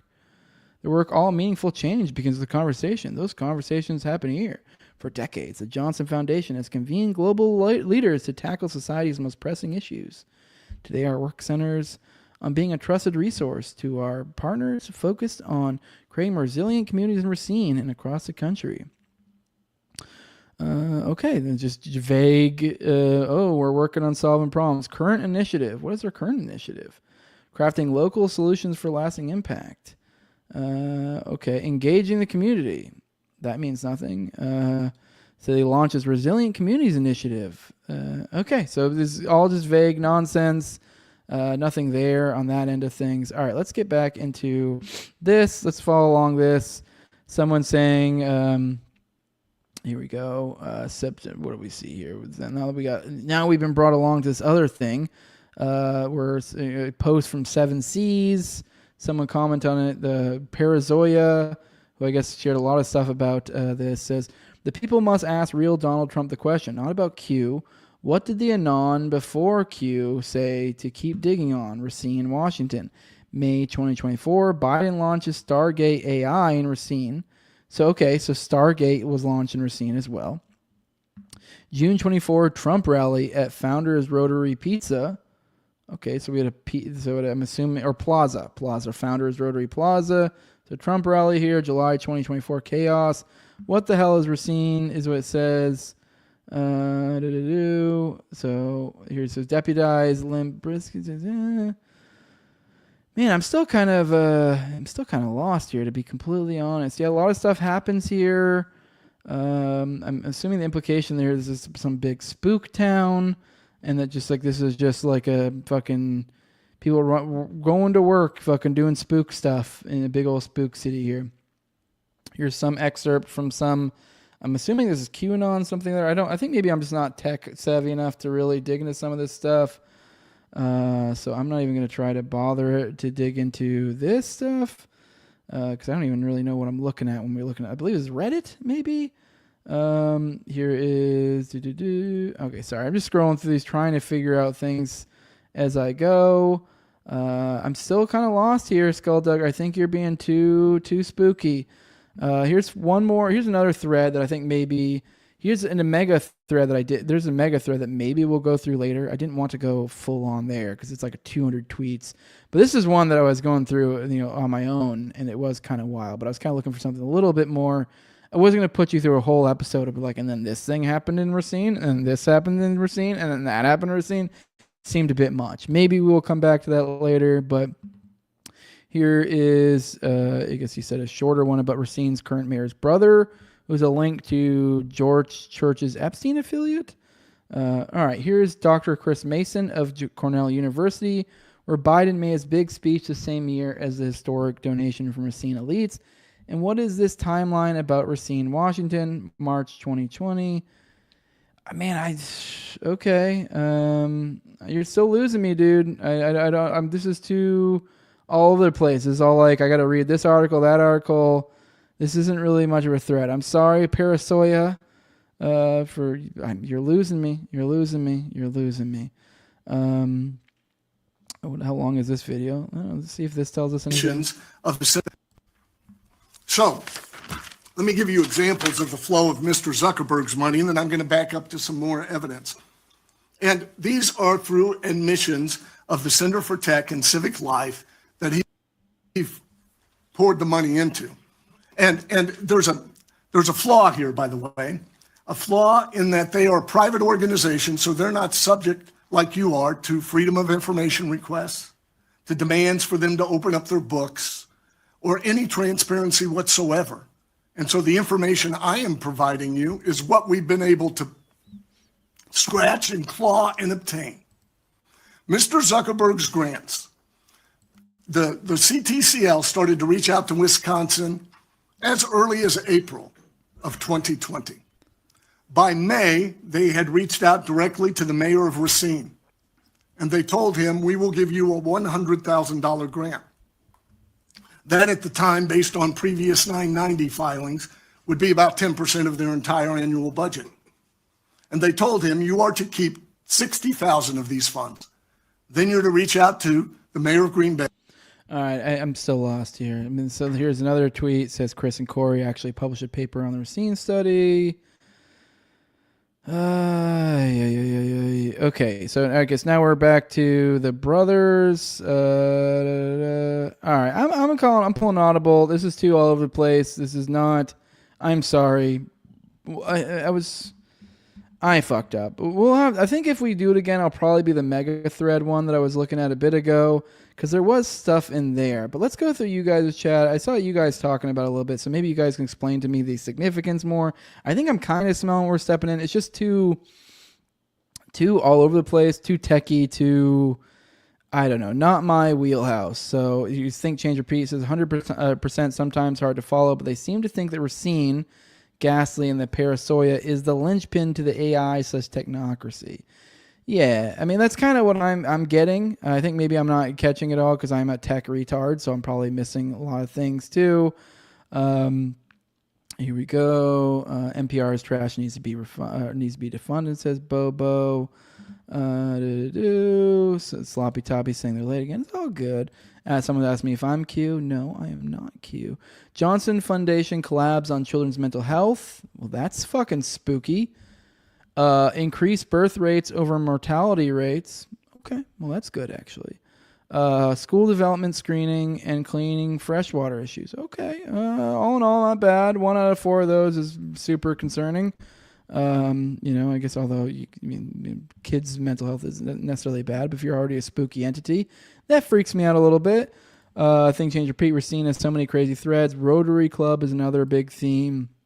Yeah, no, it sounds super spooky. I just the threads I've been given to follow, aside from the mega one, I just wasn't ready to commit to a mega one with you guys right now. But I think next Racine jump we'll just go full on mega one and just be prepared to set aside probably at least 45 minutes to really sift through that. But I'm not ready to do that to you guys today. So yeah, that would be a little bit too much. Or I could just finish out with that today. Fuck it. You know what? I say fuck it. Let's just finish out with that today. I don't really have any other major stories I really want to cover, so the rest would just be kind of like picking up little loose ends, stuff that I can save for another day. So I say fuck it. Let's just roll into the mega fucking thread of it. Just see where we go with that. You guys can get where we're going. Maybe, I mean, obviously, I think they're numbered too, so I think I can. Well, maybe we'll stop somewhat through, and maybe we'll pick back up later. So give me a second. I'm trying to bring that up real quick. Where the fuck is that? Where did it go? Oh, here we go. 1 second. All right, here we go. Oh shit, I put the wrong one up. No, this is right. Okay. Now this is the mega thread right here. So let's get into this. So here's Pollo. It says, I kind of feel like if you dug into the history of any city, you will find all the depravity has been exposed over the years. Yeah, perhaps. I do think sometimes maybe if you're like honing in on something, you might over like if we're looking for something in a city, especially a city where a lot of crazy shit has happened, I guess it would look kind of wild. So yeah, this is scrolling through you guys' chat again. Fuck it. Let's just go through it. Let's just go right through this. So I can exit out some of the other chats real quick. So let me see. Do I have it up? Yep, I got it up. Let's get into it. So here's Parasoya again. So this is one of many threads to come. Share the truth. He says, General Flynn asked the question, what the hell is Racine? And it's time for the people and real Donald Trump to answer, together with Jesus Christ and the truth. It is the word feared by the most powerful people in the world. Why? So this is one. So Racine means root. It is the model and keyway of the entire agenda. It is the reason why so many are panicking. General Flynn asked, what the hell is Racine? Yet Ivan Racine claims he's been talking about it for 6 years. Not a single tweet by Ivan ever exposed the truth of Racine. Why? Tucker Carlson travels to Russia. General Flynn and Ivan Racine respond. The greatest two living Americans besides Roger Stone are on here with me, Colonel Rob Maness. Does Roger Stone know about Nixivm, NXIVM? I don't know if you're supposed to say it or just say the letters or how. But anyways, Knights of Pythias in Racine, Wisconsin. And can't answer and wants to dox. Which, by the way, the NXIVM is an angle I want to go down one of these days because I don't feel like we've given enough of its due. And I think Roger Stone was implicated in that, if I recall correctly. That dude's spooky. What did Putin imply that Tucker was connected with? CIA. Does Tucker know the history of the CIA or about Paul Ryan's district? Why did Tucker leave Fox for Twitter? X. Does Elon Musk know about Racine? Does Fink D, Bill Gates, Joe Biden, Barack Obama, Romney, they all know. Mike Lindell visited Racine this past weekend. Representative Brian Steele held a hearing about Racine and the rigged election involving Zuckerberg, CTCL, Obama, FDN, Knight, FDN, or Foundation, and others that focus specifically on Racine. Did they tell the real story? Why not? Paul Ryan did not resign from public office at the peak of his career to spend time with family. That this is part of a much deeper orchestrated plan. All focus on ensuring that people don't real significance or don't learn the real significance, I'm assuming, of Racine. Why did they choose Racine? They cannot disprove the truth about Racine for many years. They can only attempt to control the narrative and keep the people from realizing the true significance and the real crimes involved over the past many years, decades, and generations. It has all led to this. This is just getting started. Much more will be added. What you're all going to find out is going to change the world. Only together with Jesus Christ, the truth is the root exposed, the agenda revealed, the mark of the beast denied. 6 o'clock would be dangerous. Obviously, keep in mind I'm reading somebody else's stuff. I would definitely not characterize probably any of this like this. So this is his words, not mine. I'll be honest with you. I mean, I'm sure this night coming off very Q-ish. So I don't know. We'll see. It comes off a little kooky, but doesn't mean you ain't right. Maybe you're onto some shit. Sometimes you're kooky for the right reasons. What if you witness extreme corruption that affects every human? Try to stop it and follow the series of events that led to a city in middle America and center of the world where elite networks converge in secret, close and open to devise a model for an evil global agenda. Going back to Tucker, Ivan Raiklin, Mike Flynn, and Colonel Rob Maness, they discuss a very important connection but fail to elaborate on it or make the connections to Racine. It is the Partnership for Peace program. The Partnership for Peace initiative was designed by the U.S. Secretary of Defense Les Aspin, who did not want to exclude Russia from international security arrangements. What did Les Aspin know about Racine, Wisconsin? Okay. How is this connected in any way to Racine? I struggle to understand what this has to Racine, but all right, let's keep going. Les Aspin faced complex social issues such as the roles of homosexuals in uniform and women in combat, as well as major decisions regarding the use of military force in Somalia, Bosnia, and Haiti. The same Haiti that S.C. Johnson, Rotary, and Tim Ballard and OUR focused on. Okay, that's what we're getting at. All right, so I don't think. All right, so we're getting at that. This is something that they were focused on was Haiti. So they were a big Haiti player, is the implication. Okay. All right, which I even mentioned that earlier in reference to Hillary Clinton and the craziness there. So, all right, got my attention. In March 95, he began work as chairman of the study group on the roles and capabilities of the intelligence community. The commission produced a report in 96. Senator Boren, a Democrat from Oklahoma, wrote in the foreword to Robert D. Steele's book on intelligence, spies, and secrecy in an open world, these reforms hadn't been implemented by any directors of Central Intelligence who had an opportunity to do so. Take a moment to think about this and look into who has been involved over the past decades. Again, why would General Flynn play dumb and ask what the hell is Racine when Ivan Raiklin has been infiltrating Racine for many years? Why Racine, Wisconsin? Ivan... the director of Central Intelligence was head of the CIA from 46 to 2004, acting as principal intelligence advisor to the president and U.S. National Security Council, coordinator of intelligence activities among and between intel agencies. The office existed from 1946 to December 2004. After the Intelligence Reform and Terrorism Prevention Act, it was replaced by the Director of National Intelligence. Okay, well, that's kind of interesting. I don't really understand the significance here, but maybe we'll get to that. That I guess that at one point it used to be the Director of Central Intelligence, and then it changed over to the DNI. So, all right, anyways. So that's as the head of the intelligence community and director of the Central Intelligence Agency. There are many significant names. One is Voigt Vandenberg. Why were more members of Majestic 12 from Wisconsin than any other state? Okay. Upon the inauguration of President Joe Biden, I will say to Paris, I just feel like you need to get more to your point. I don't know, kind of somehow bring it back. It just is all over the place. It just, I just kind of, it feels like, I mean, it does seem like I will go through and then it will come back. Like, oh, okay, here's the connection. But it just feels like just saying, ooh, your spooky name. And then you're like, by the time we even get to the connection, you've almost forgot you're even trying to make a connection. So to outside looking in, it just looks like insanity. So it just, I feel insane reading this. Just saying that. So I don't know. Sorry. Just constructive criticism, I guess. So maybe I'm just retarded. I don't know. You guys let me know in the chat. Do you feel like you're losing it here? Because I'm still, throughout this, I'm always like, where is this even, how is this connected to Racine? Because like the one guy, with the fucking, we're talking about Director of National Intelligence for some fucking reason. And then for some reason we were talking about Partnership for Peace, which I'm not even sure how the fuck that connects to Racine. Because the idea is that I guess because he was focused on Haiti, that's an incredibly weak. I'm going to look at it right now, see if maybe it's like, I'm on its like wiki page because I'm seeing maybe it's like it's based in like in Racine, like the American side of it or something. But if so, they didn't say that. So like you should probably say that if that was the case. But I'm scrolling through real quick. I'm not seeing Racine in there, so that doesn't mean it's not. I just scrolled through it real quick.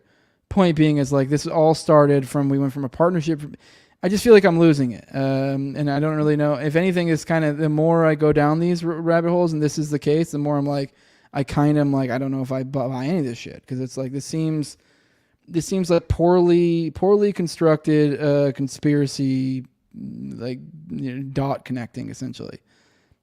Sorry. But anyways, so just throwing that out there. That's where I'm at right now. Maybe I'll be pulled along later with this thread and go, oh my fuck.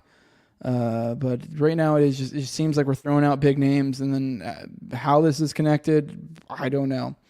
So, all right, Senators Dianne Feinstein, Jay Rockefeller, and Bob Graham introduced S2645 on June 19, 2002 to create the position of DNI.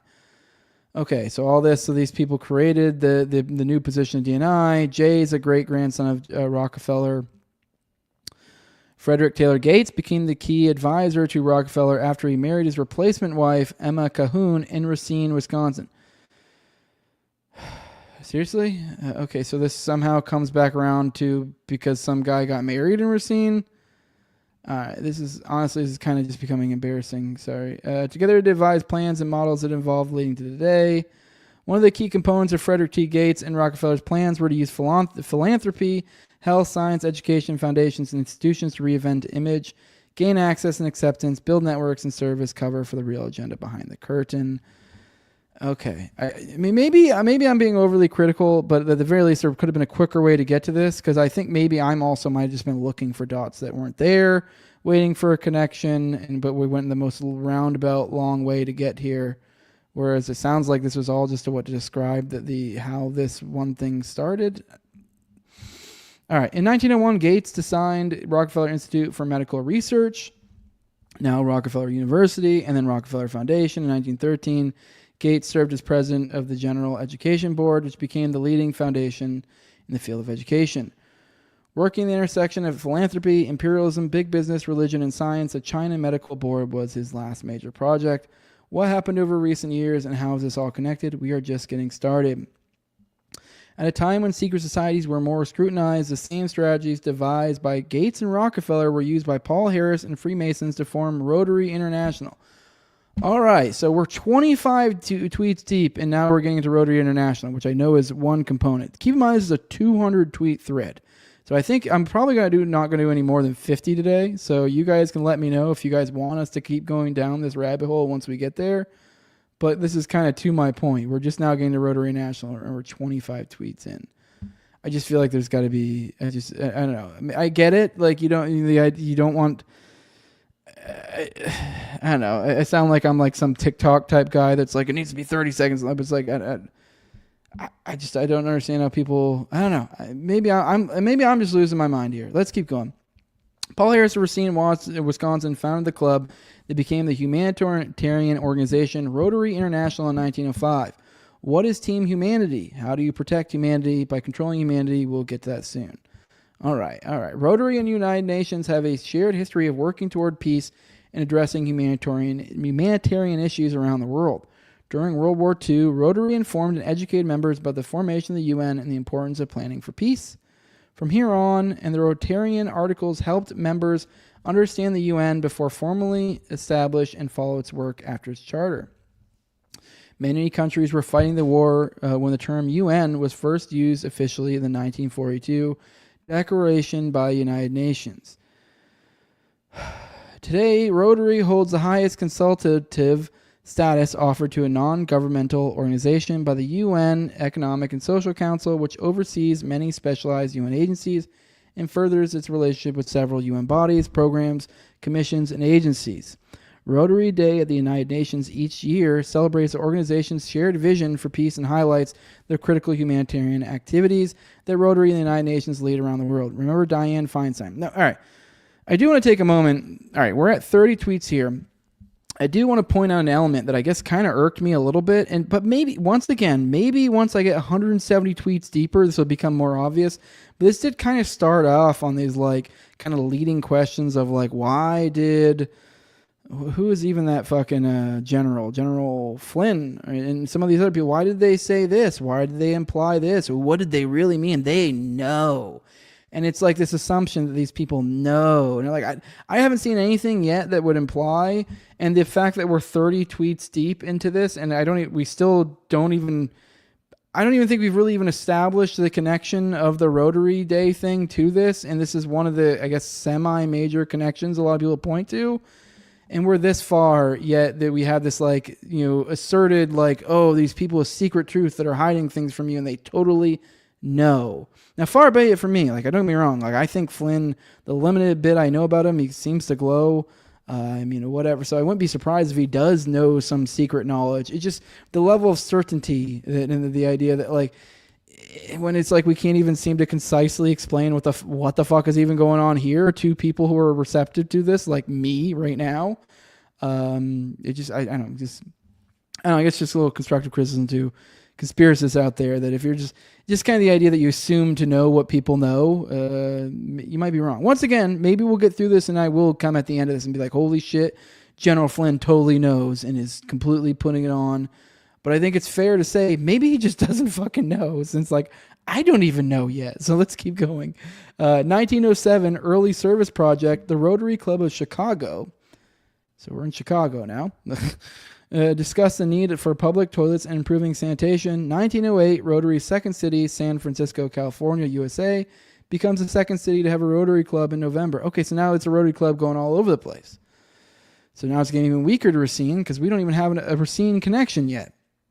As World War II was about to end in 1945, nations were in ruins and the world wanted peace. Representatives of 50 countries gathered at the UN Conference on International Organization in San Francisco, California, from 25 April to 26 June 1945.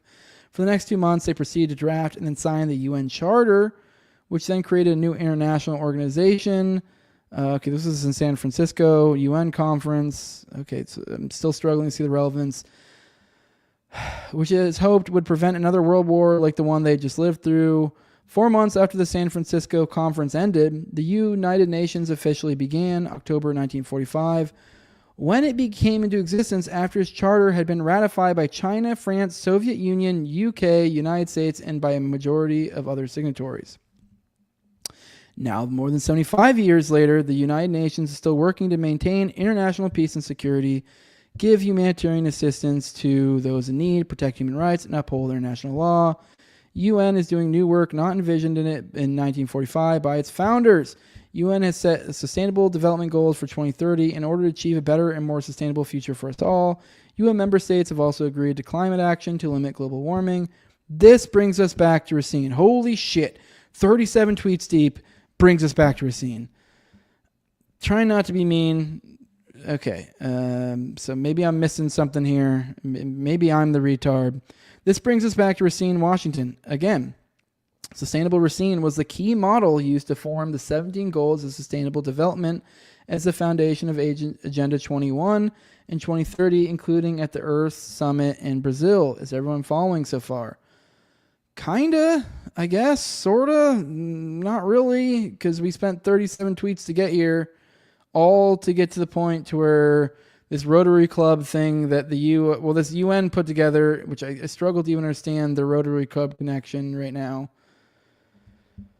A lot being thrown at us at once. Okay, so I guess Racine was one of the places used for sustainable development for their fucking rollout of this shit. So, okay.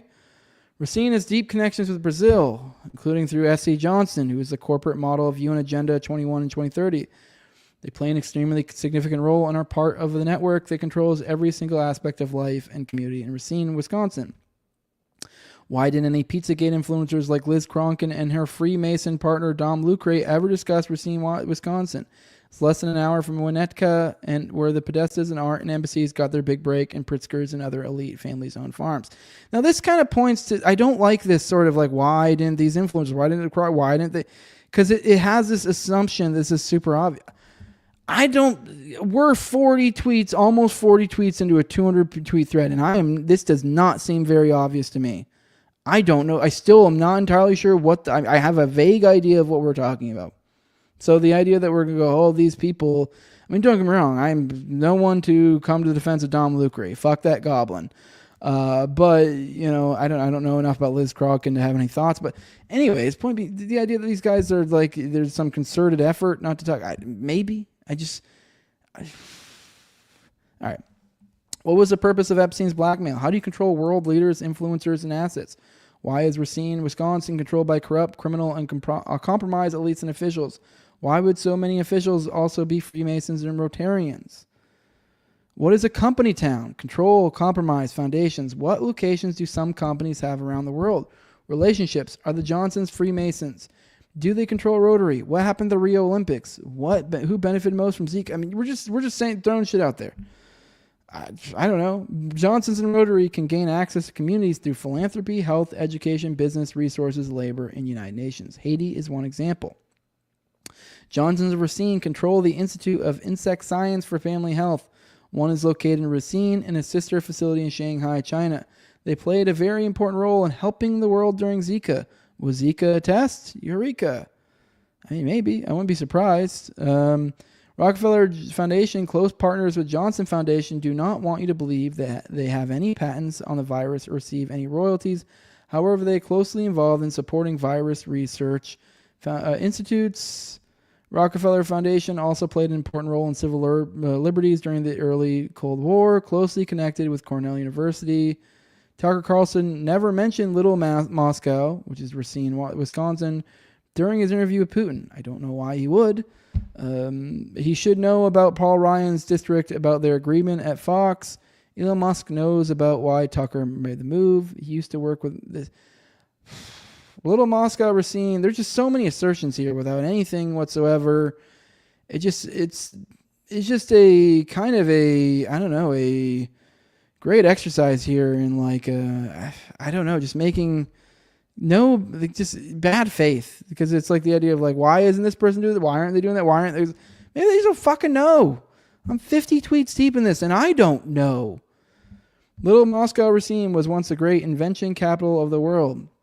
A model industrious city of America, founded by Knapp, who's working for Astor's.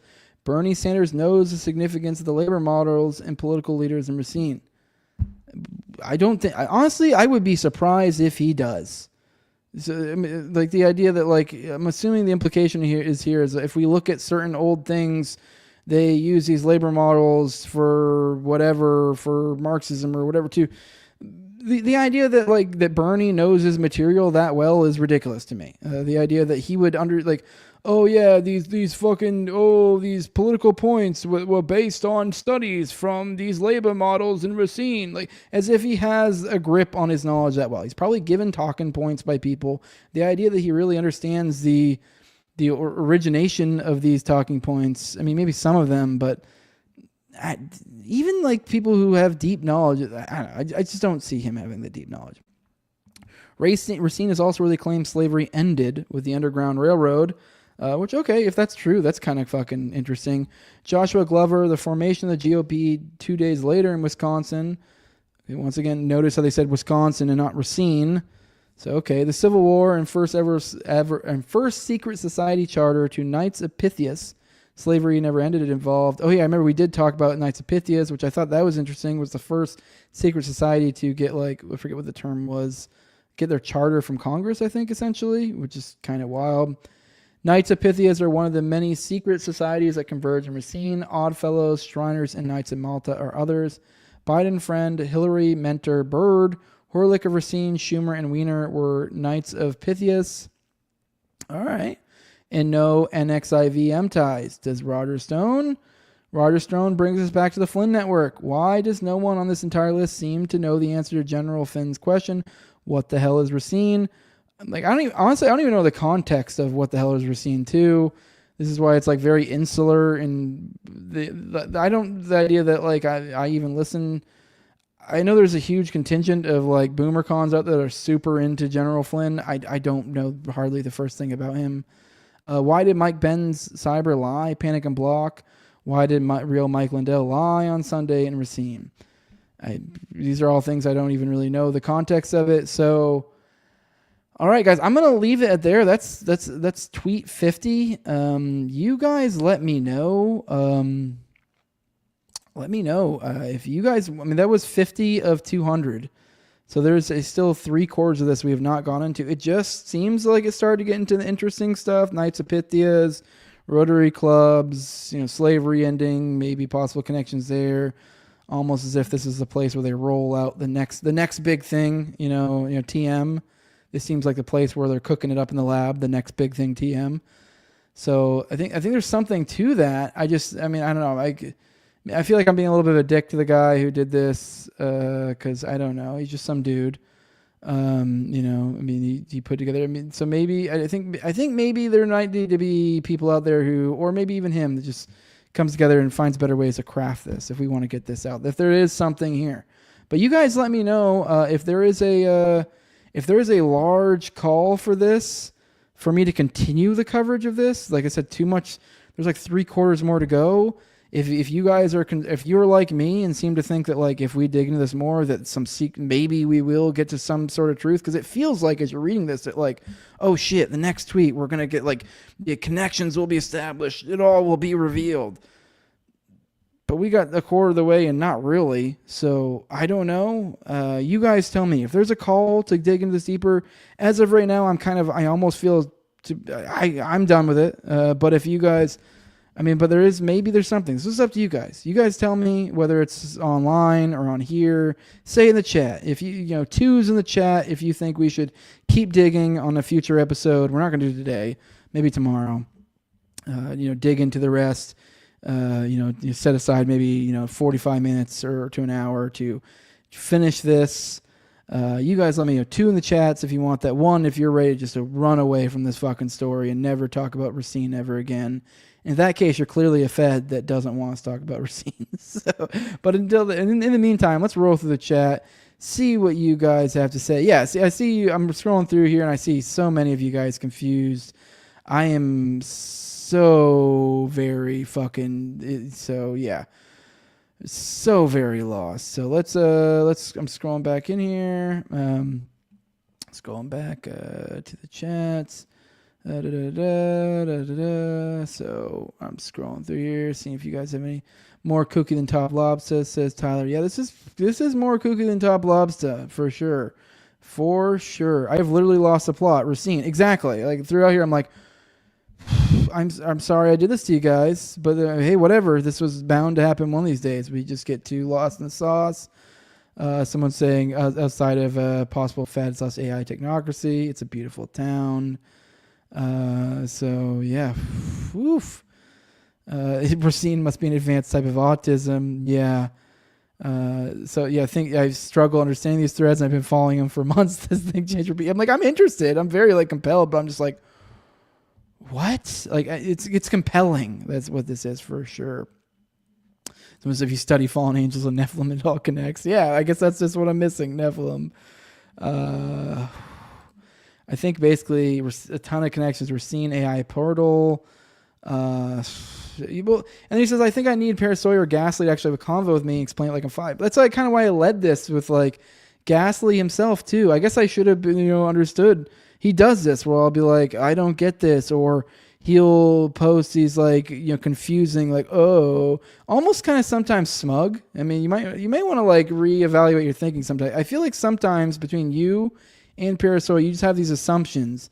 And it's this thing that I see in these conspiracy communities where like you'll see these people and like, I guess usually this kind of corresponds with like a Fed accusation or something. They'd be like, oh, look at this Fed. Like he's clearly trying to divert away from this narrative or that, or, oh, why aren't you talking about this? And you're like, and it's like this, like as if you have this secret. It's like sometimes these people are just retarded. Like, I mean, I don't get this a lot. I think maybe I've just done a good job of establishing to the community out there that I'm retarded.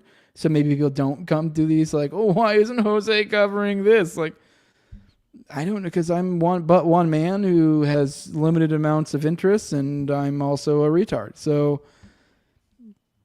I just that's what I'm getting at. Is that, like that, there's a lot of that where like you'll see him like quote tweet somebody, and like you're like he says something in such a way that you assume there's an implication that like oh you know what I'm talking about, and I think the person that quote tweeted sometimes is like, no, I don't know what you're talking about. I have no idea what you're talking about. This is crazy conspiracy shit. So, but I don't know, which I've gotten this a couple times in my times as a content creator. It's always just, you don't know what to do with it other than just go, okay, whatever. Yeah, I guess I'm just some super duper Fed or something because I don't know this deep schizophrenic knowledge that you apparently know. So, So this reminds me of the early 2000s conspiracy websites. Yep. So I would like to lay it all in a mind map. Yeah, I mean, maybe. Don't get me wrong. These sort of people out there are the ones who end up usually cracking crazy information, but that's because they're willing to go down weird threads. A lot of us will be like, this person is fucking nuts. So yeah. So you guys let me know if you guys want this to continue. We can do that. Yeah. If you can't get to your point by the end of 25 posts, whether they are long or short, then you don't understand the concept enough, is what Jacob's saying. And I kind of sort of agree. So here's Think Change Repeat. So I think they assume we all know about Racine and they are connecting the dots, but I'm like, no, I really don't know about Miss Racine. Please start there. Yeah, I have no idea. It's very much. This is what I'm worried about a lot of times where I'm talking about things and I am assuming you guys know. I mean, there is sometimes, maybe it's the thing where they're so inundated with this information where it's like they're almost incapable of going back to square one because they're like, oh, that's 20. You just assume people know. Like, I guess I kind of have that thought where I'm like, where I'm talking about a thing on the show and I have to assume, otherwise we got to spend 20 minutes, giving the prerequisite information. But I do a daily show and we talk about this all the time. I don't watch a daily Racine show, and so I don't have this like assumed base of knowledge at all. So yeah. So here you go. Jacob says, I can explain the rotary connection to you, but I have zero clue what it has to do with Racine. Yeah. So this is a scat shot jump. So sorry to whoever's out there. I hope your conclusion isn't that I'm clearly a Fed trying to divert away from Racine. I am so open for this Racine discussion, like beyond open. So here's JMS. I knew you guys, there'd be a lot of twos. We have 2 here, 200 tweets. There must be something. Keep in mind, we got to 50 and we like sort of got to something and wasn't even really entirely sure that it established the connection to that something. As we see 1 here saying stop. So we've got 2 2s, Think Change Repeat, 1.5 from Rise to Liberty. The bug fights you lost me a long time ago. So yeah. I changed my 2 to 1.5. So Racine sounds racist. It's boring, which just might be the report. I'll be honest, this is the other thing too. I'm like bored going through it. Like it seems like it's like, and I'm like sucked in the whole time because I'm like, I really just feel like there's gonna be a huge drop. I'm like, whoa. And you're like, you almost feel like I'm the problem, like I'm too ADD throughout. Like, no, I went 50 tweets deep. I think I did enough. I don't think you can go, oh, it's just these kids today with their short attention spans. Like, no, I spent a substantial amount of time trying to figure out what in the flying fuck you're talking about. Now we've just gotten to the point where we're like, oh, I have just embedded myself into a long conversation with the homeless person at the 7-Eleven that I can't get out of now because I've shown too much interest in this conversation. That's what is happening right now. And I'm trying to give you guys to be the out here. So I can go, hey, I had 300, I had however many people watching live that said, don't you ever fucking bring up this topic again because I've lost my fucking mind and I don't think I can deal with you talking about it. So here's Wise Luck saying I like your content. Thank you. So all right, I'm just scrolling through. Yeah, see, he's a Fed. See, nobody cares. Yeah. So you're being real with this one. Yeah. So, all right. It's looking like I don't know. It's about 50/50. As of right now, I'm going to go ahead and be honest with you. I don't intend on covering this again. Sorry, I gave you guys as much leeway as I could, and I think between the two of you, I kind of was like, you guys kind of speak as if there's a culted language, like you have secret knowledge. And so I think maybe I just got lost in the sauce and believed you did. So I don't know, prove me wrong, but I'll just go ahead and say, like, for future content on the show, this is being colored with this going forward. So just sorry. I guess I really thought there was some deep knowledge. It's whatever. All right, I don't know. Yeah, here you go. Yeah, maybe I can have a convo with Parasoya and give a TLDR. Yeah, if you can do that, that'd be great. You talk to him because I'm done. I'm done with this thread. If anything, I'm kind of bummed. I was really expecting this to be. I was like, we're gonna dig through this. We're gonna blow some fucking minds because there's got to be something big here. But nope, sometimes it's just some bullshit. But with that, guys, we're going to go get out of here. If you want to support the show and you don't want to fork over any money because you're a poor, that's okay. I'm a poor too, and that's why I'm begging you for money. But if you can't afford to do that, please don't, because I want my audience to be in a good place. That way all the homies can kill it, and then later when you guys are killing it, you can come back and help me kill it. So, but definitely take care of you and your own before you even consider taking care of me in any way, shape, or form. So, as well, we all should, because that's what good men do. But if you want to help the show and you don't have the time, any sort of substantive time or money, like, share, subscribe, comment. Those go a long ways. 5-star reviews on iTunes and Spotify help out a ton. Yes, like I said, you can follow. So a lot of 5-star review. So those are things you can do. Follow me on Twitter at TowerGangJose. That's where you can tag me in things. Where I will cover it. I mean, I just spent 50 tweets on this nothing burger, or I guess a nothing burger that might be a super duper huge burger, but as of right now, it's just a nothing burger. So you guys know I'm willing to go down rabbit holes for you guys. So if you guys suggest enough, I am a man of the people. I will follow these nonsensical threads with you guys. So you guys can tag me and stuff, and good chance I'll bring it up on the show. I think probably damn near probably half the content, if not more, today was all audience suggested. So definitely tag me and Austin in those. But we'll be back tomorrow, 10 a.m. Eastern, barring any weirdness, you having to change the time. But we'll be in here tomorrow. But also, if you do want to support the show with a little bit of money, that's the best way to do it. The best way to support the show, cash is king, baby. Patreon.com/NoWayJose2020 is the place to do it. The lowest level is $2. That gives you access to early episodes, which I'm shooting for 1 to 2 behind the paywall a week these days, and shooting for 4 altogether. So essentially, you guys will be getting roughly about a month paywall. So keep an eye, so that's you get a good value of that. You also get an ad-free RSS feed.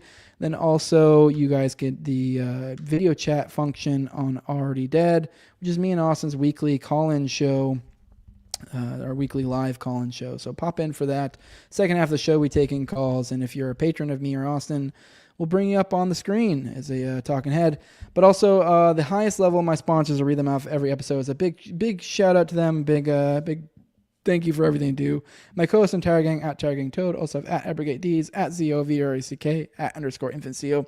Tim Tuttle, at Jolin Klebold. Will Bell's Delicious Blueberry Rabbit Eye Wine. Big fan of the show, Tori May. And at INWARD Lover.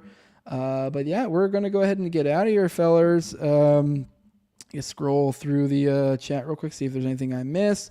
See Jose, the People's Podcast for Lance Ripper. You know it, baby boy. Make sure I didn't miss any Rumble rants over on Rumble. Do want to remind you guys that is a thing you guys can do. You can't do it on YouTube, though, because I got demonetized a long time ago. But yeah, I guess scrolling through and see if any of you guys have any thoughts on the that last thread. So yeah, I mean, I don't know, guys. If you guys really want me to follow up on that, say something on Twitter. You can just even say 2. Tag me and say 2 or whatever. But if we get enough people out there calling for it, we will. But that's I think we're going to let it die. This is the second time I brought it back thinking we could make something of it. But it doesn't seem to want that to be the case. But that's enough rambling. Let's go ahead and get out of here. Love you all. Deuces. Bye-bye.